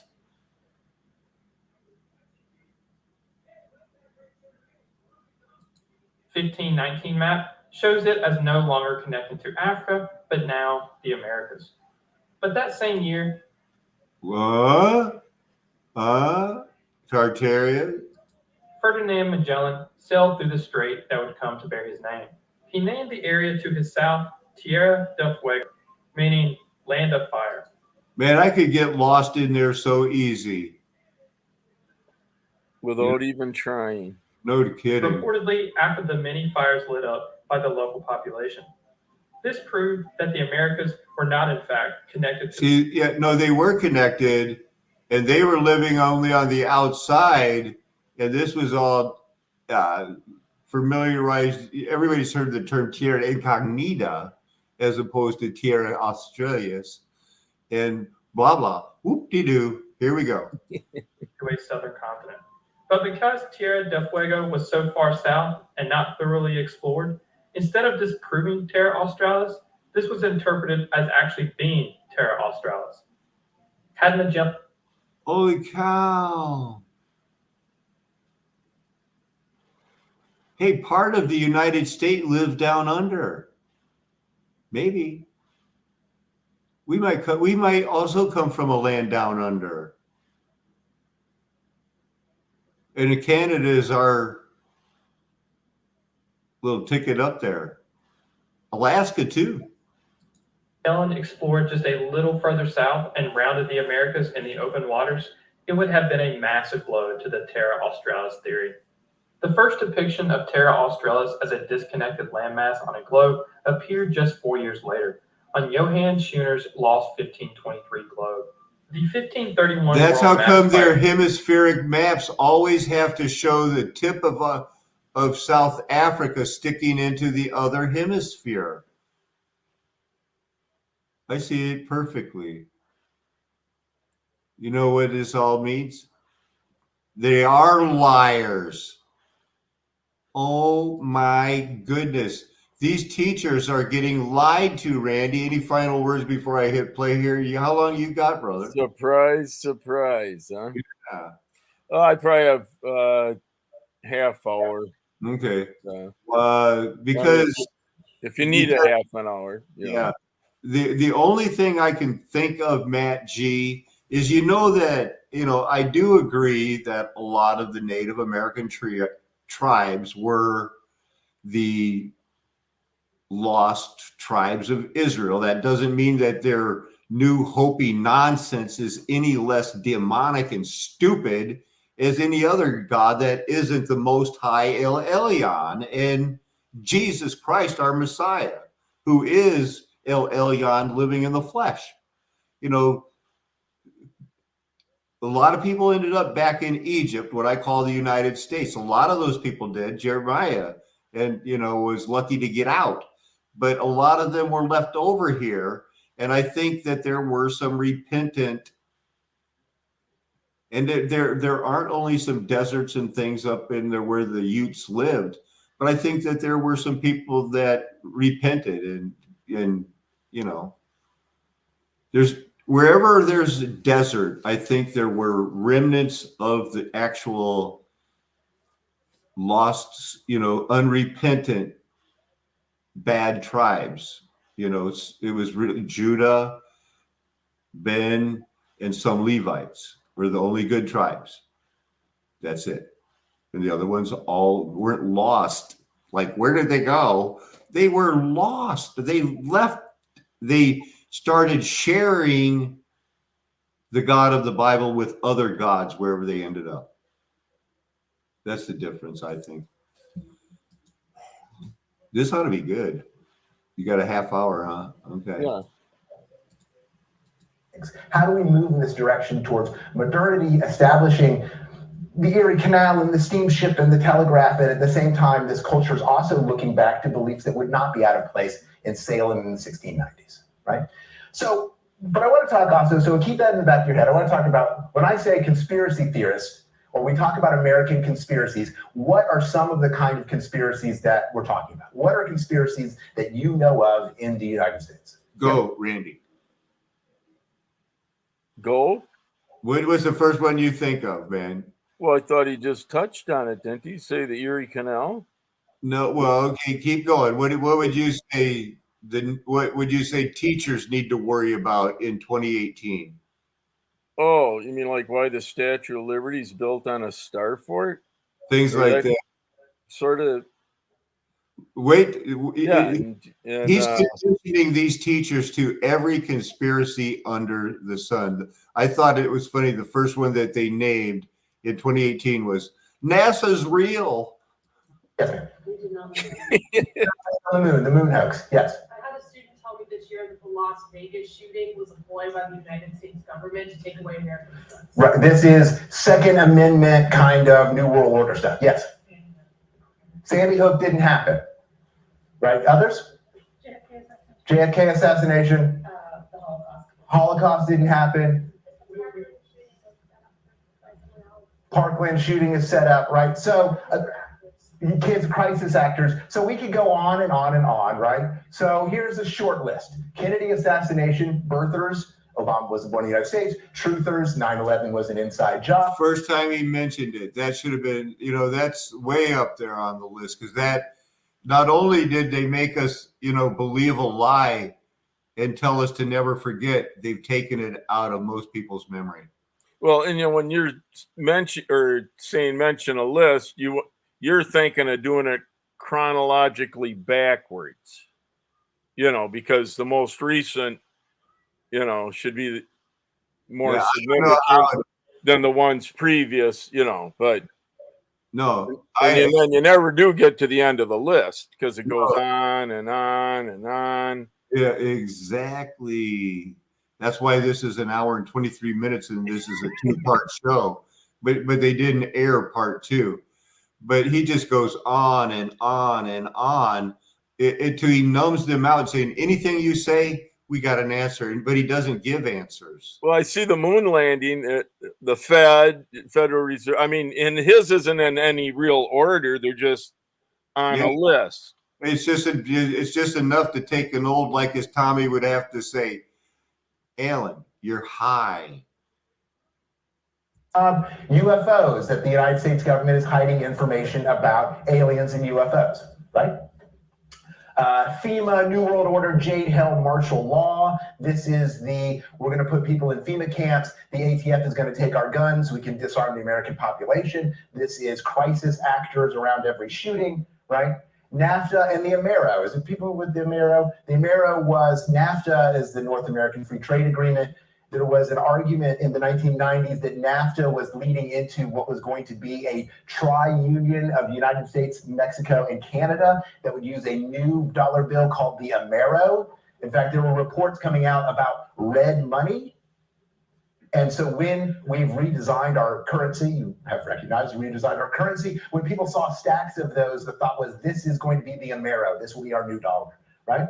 Vaccines, being around the people that founded the homeschool movement, the John Birch Society, Randy, I heard about the AMERO day and night. In that time in my life, all I cared, the X's and O's I cared about were all for volleyball and basketball. I was just like Tommy is now. Look, we know we're right in the Bible. Quit convincing me. I've got to focus on something else. That wasn't a hobby. It became a hobby, but it started as something my parents made me do, and then it became a job. And then now basketball, volleyball, I call it a hobby, but I haven't played in a long time. I should hit play. You got anything, Randy? Well, I was just going to say, and it wasn't coming from the CIA at the time. I think he'll cover them. foods, mercury, autism, weather modifications, chemtrails, the Fed, the moon landing was a hoax, UN conspiracies, Agenda 21. Agenda 21 was signed in Rio de Janeiro. It is the UN agenda for sustainable growth, environmental. See how he just admits it. He goes like, oh yeah, here's nothing, here's your shit sandwich, but it's okay. So when you hear about it from anybody else, just say it's okay. Man, that's a mouthful. Protection and other things. Supposedly, in the eyes of many conspiracy theorists, this is the bill, this is the plan of radical population reduction to get the population of the world down to 300 million using chemtrail, and all these things often tie together, right? Crisis actor Sanders heard of Bilderbergers. Bilderberg Conference is a conference of world economic and political leaders that is closed to the public. Rothschilds, widespread population reduction, right? Yes. Absolutely. Yes. So, yeah, so many. So I think there are, and it's, as we talked about it, if you wanted to, we could have gone on for another 20 minutes coming up with deeper and deeper conspiracies, right? Or different versions of the same ones.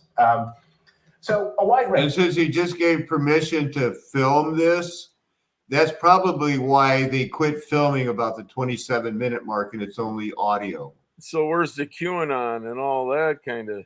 Well, that good devolution and they had other Matt Damon clones out preaching Q at this time to hope, to build up to the 2020 election. They got a plan, man. Right. Some of them are spectacular and truly weird. David Icke, who I'm not sure if you're familiar with, David Icke is a British broadcaster, sports broadcaster, who became convinced that the royal family and other world leaders are all actually shape-shifting aliens who are lizards. And that the royal families of Europe that are all tied by blood, right? In World War I, all of the combatants in Europe are all kin, they're all cousins. See, another simple admission that we're not supposed to think is unusual. So what if everybody that was on opposite sides, so they say in World War I, was related? No big deal. Yeah, there's lots of family infighting all the time. Oh yeah, so it's just like your turkey dinner. Just roll your eyes, teachers, and move on. Right, so they're all a family in a sense, that they are all actually shape-shifting lizards. Not believed by very many, but spectacular. There are some that are believed in nearly evergreen, right? The Kennedy assassination. There are Kennedy assassination conspiracy believers of all stripes from all different places. Yeah, they have to put those people out there, like David Icke, the pre-planned wolves in sheep clothing, so that if an old volleyball coach and a guy down there that, if anybody in the world likes green beans, will thank Randy. When we start trying to talk theology, it's easy for them to go, why would anybody care what we say? And we're supposed to go, yeah, wait a minute, because we love the Bible. That's a narrow road, brother. Seems to be.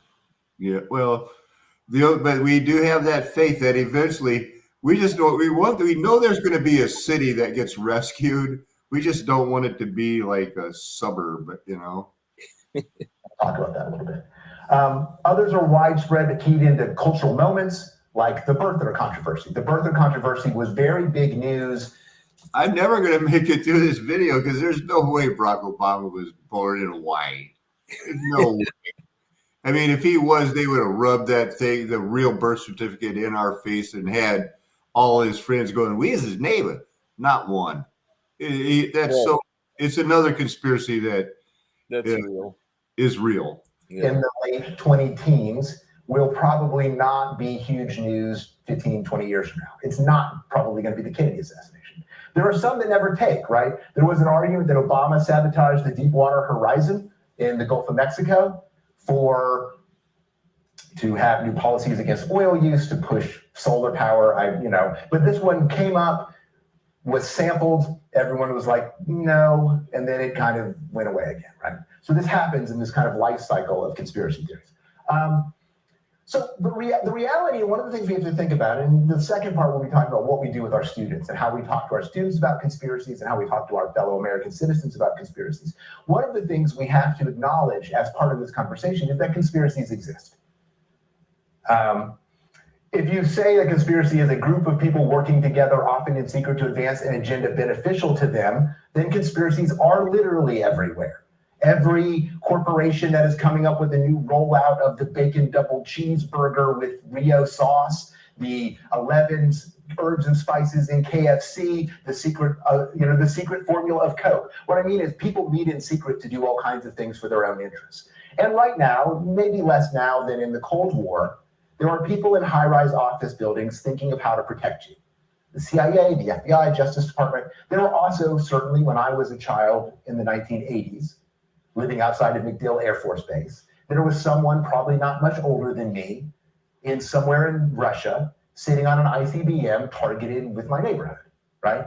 There are secret groups working against you and protecting you. We live in a You know what? One of their jobs at the secret underground bunker that was targeting his house, a guy had to stare at a knob, and when it got to 100, he turned it off and started it again. Yep. And he was getting paid to stop nuclear war. Web of secrecy, not all of it is a conspiracy. But we have to recognize that conspiracies do exist, right?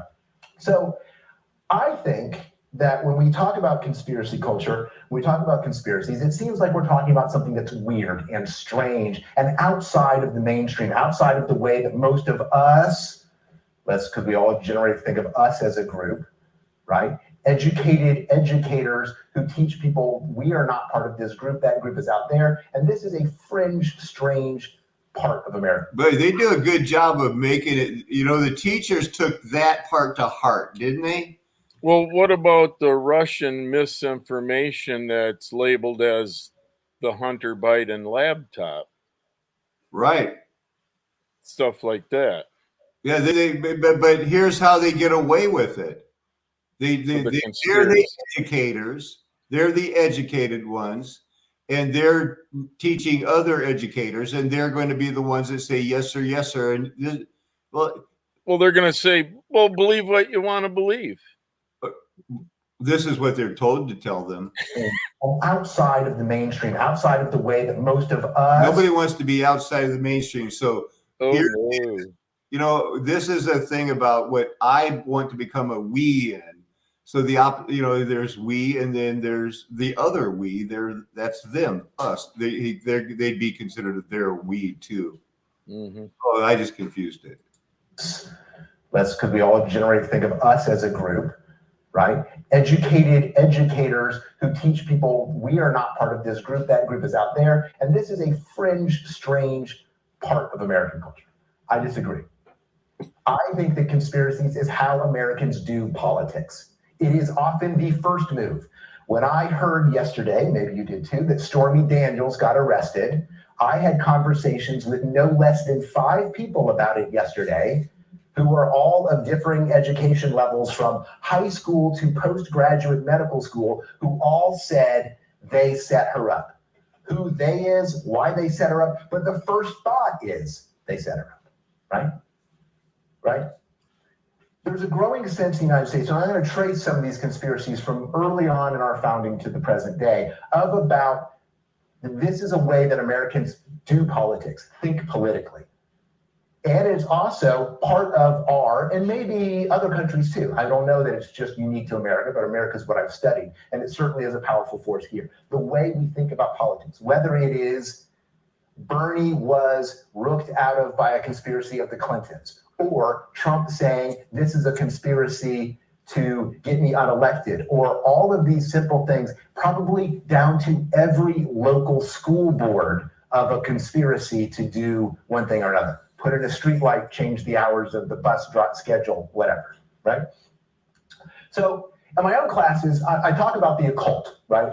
And on one level, the occult is... Now, before he talks about the occult, should we talk about, is he admitting that, kind of like when they did for Bill Clinton, lying under oath is good if it's only about sex? Are they now saying, is he teaching conspiracy is just part of politics? Well, yeah, any lie for your own good will be beneficial. Just ask Rahab and her family. Right. And it looks to me like teaching things pretty well, these girls. And I've scanned the crowd. It looks like at most there's 2 male teachers in the room. Exactly what we tend to think of as the occult. Werewolves, demons, witches, monsters, magic, right? That is the occult. And that's part of American culture, right? And certainly Salem witch trials and other places where this kind of what we tend to think of as scary supernatural beliefs come up. But I also think there's a big part of the occult in the Latin sense of occultus, of hidden, of an American fascination with hidden knowledge that shows up in our popular culture, that shows up in our advertisements, that shows up in our TV shows.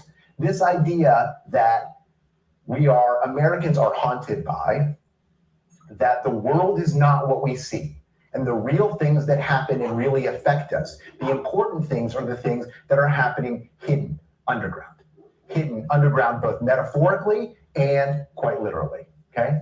Man, that's saying, he doesn't understand what he's saying to us mud flutters, because that's where we found a lot of good proof. Underground, hidden. But they couldn't hide it from those guys who those adventurers I like to go out in the abandoned cities. Good stuff. Anything on your mind, Randy?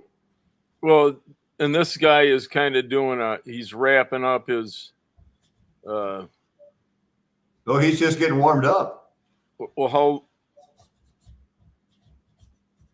how long is it? This is an hour and 23 minute plus. Oh yeah, we can't watch this whole thing. I just wanted to get your thoughts on these parts, man. Well, I guess what he's generally referring to here, I guess I'm okay with the narrative that he's presenting. Yeah, well, he's presenting all the things, but he's teaching people how to deny it in the high school classrooms. These are high school teachers, every single one of them trying to get a master's degree. Oh yeah, I was going to touch on where you thought there was only like 2 guys in the classroom, and I was going to say, well, do they identify as guys? Yuck. Okay, yeah. I'm going to hit play. I get 5 more minutes. That they. Hey, how you feeling, Tommy? Them are making the decisions. And them are somewhere hidden underground, and we have to find a way to discover what reality actually looks like, right? So occult thinking conspiratorially is how Americans react to the world, how they interact with the world. It is part of our popular culture. You can also look at, for example, if you look at just advertisements, here are 10 ancient diet secrets that they don't want you to know. That if you watch, certainly I watched a lot of, because I didn't have a lot. And I think he's going to say, listen, he watched Oprah. How do you identify with moms? Better things to do. I watched a lot of Oprah and daytime television.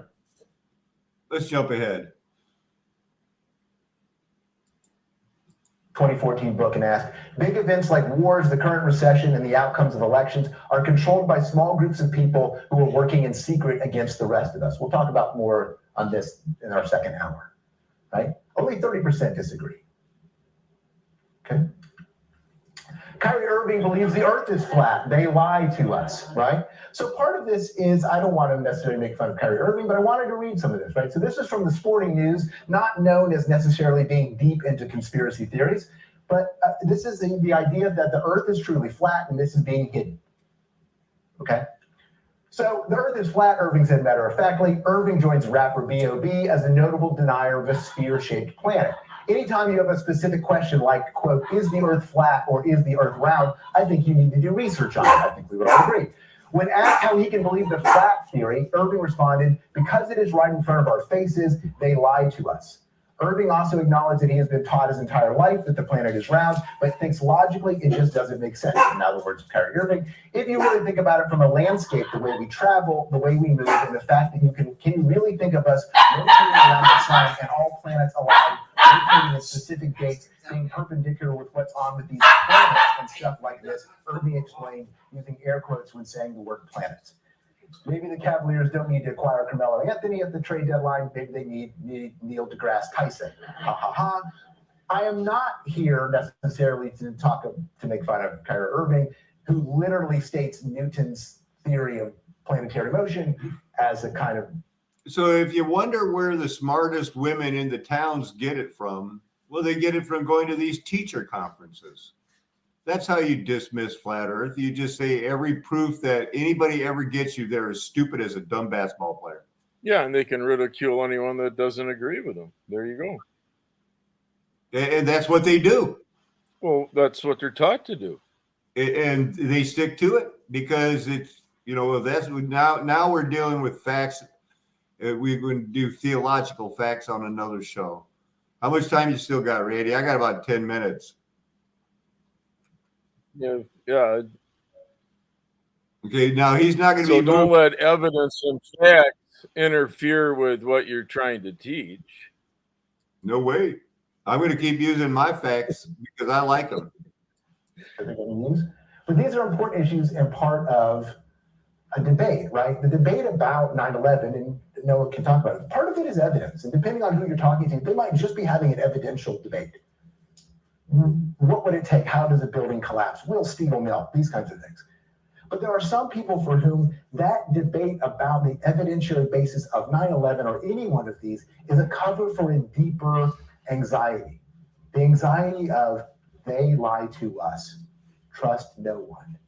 And that the conversation about 9/11 is only the tip of an iceberg of all of this other stuff that's behind it, of how we think about democracy, how we think about how the American government works, and our relationship to it.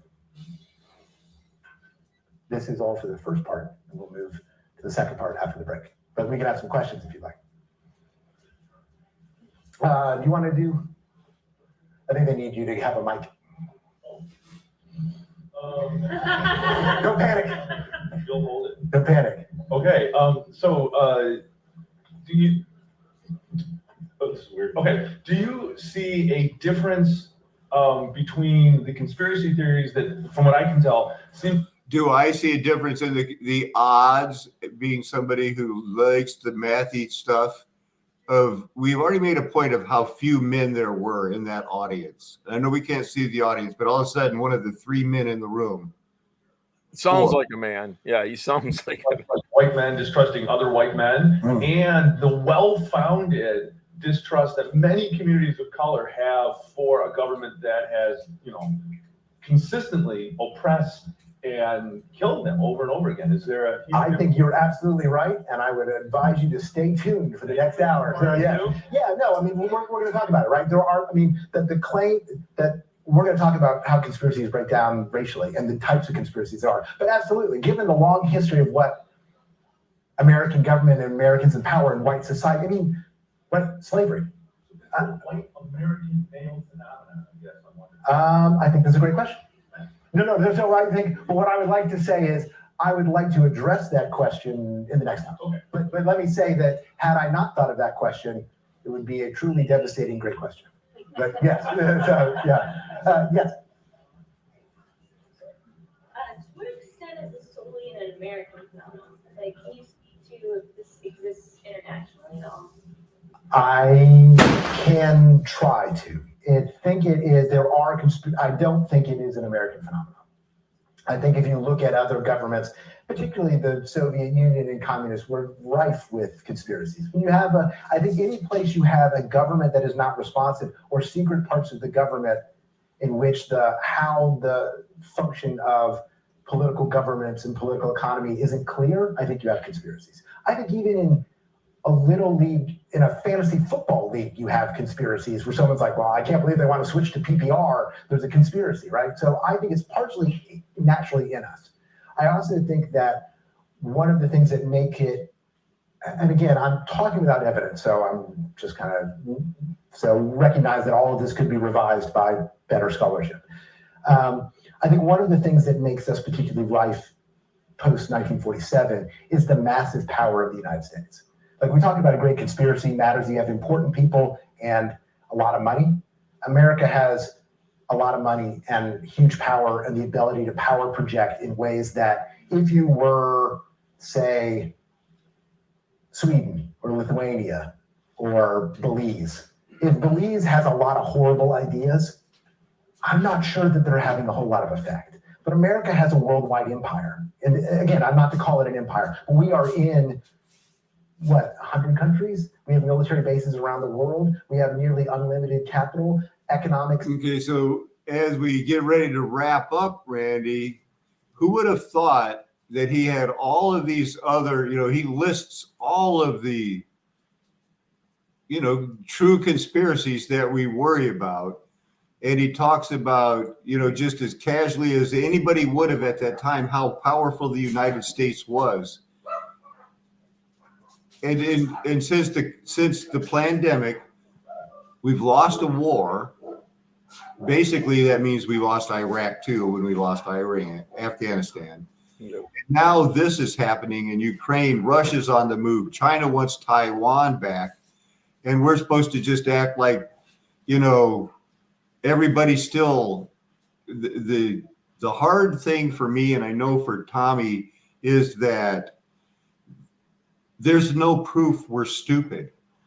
And we want other people to be in that we group of, look, because I can't convince my cousin anymore, it doesn't mean that maybe they're right and I'm dumb. It just means basically we've won life's lottery. We're the ones who got, he's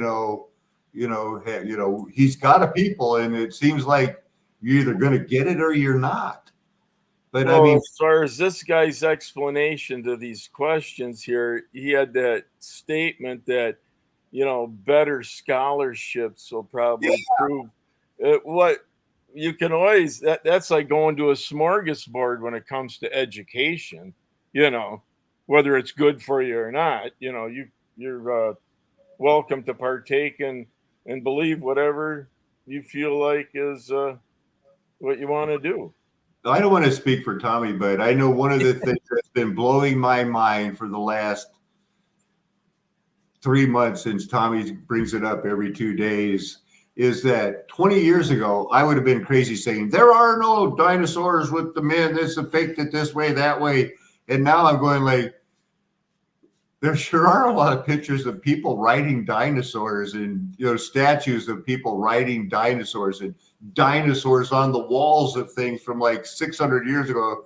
So it's like, how much was I wrong about? It's like really the only thing is like, Jesus is the answer. I'll get there because that hasn't changed, but yeah, we God's word is need to make some changes,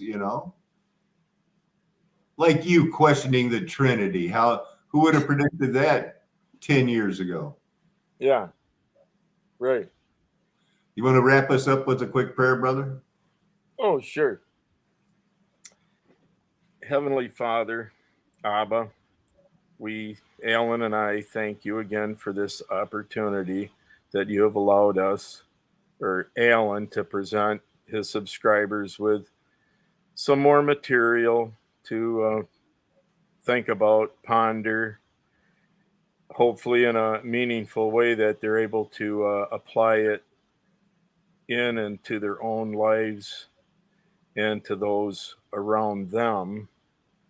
We pray that for the health and well-being for everyone, especially Alan and Tommy and their families, that they continue to look to you for their support in their daily lives. We pray for the subscribers, that they also have health and well-being and can take away according to your will a daily activity that is pleasing in your sight. All this we pray in the Messiah, Emmanuel, everlasting Father, Prince of Peace, King of Kings, Lord of Lords, saving name. Christ Jesus. Amen. Amen. Amen. So for April the 7th, 2022, so they say, that's all for now. Hopefully we'll talk to you later. It's a flat earth nation. Mud flood was Armageddon. You know, we're never going to tell you anything else. Why would we? We're trying to prove we have your best interest at heart. Amen. Hallelujah. Aho.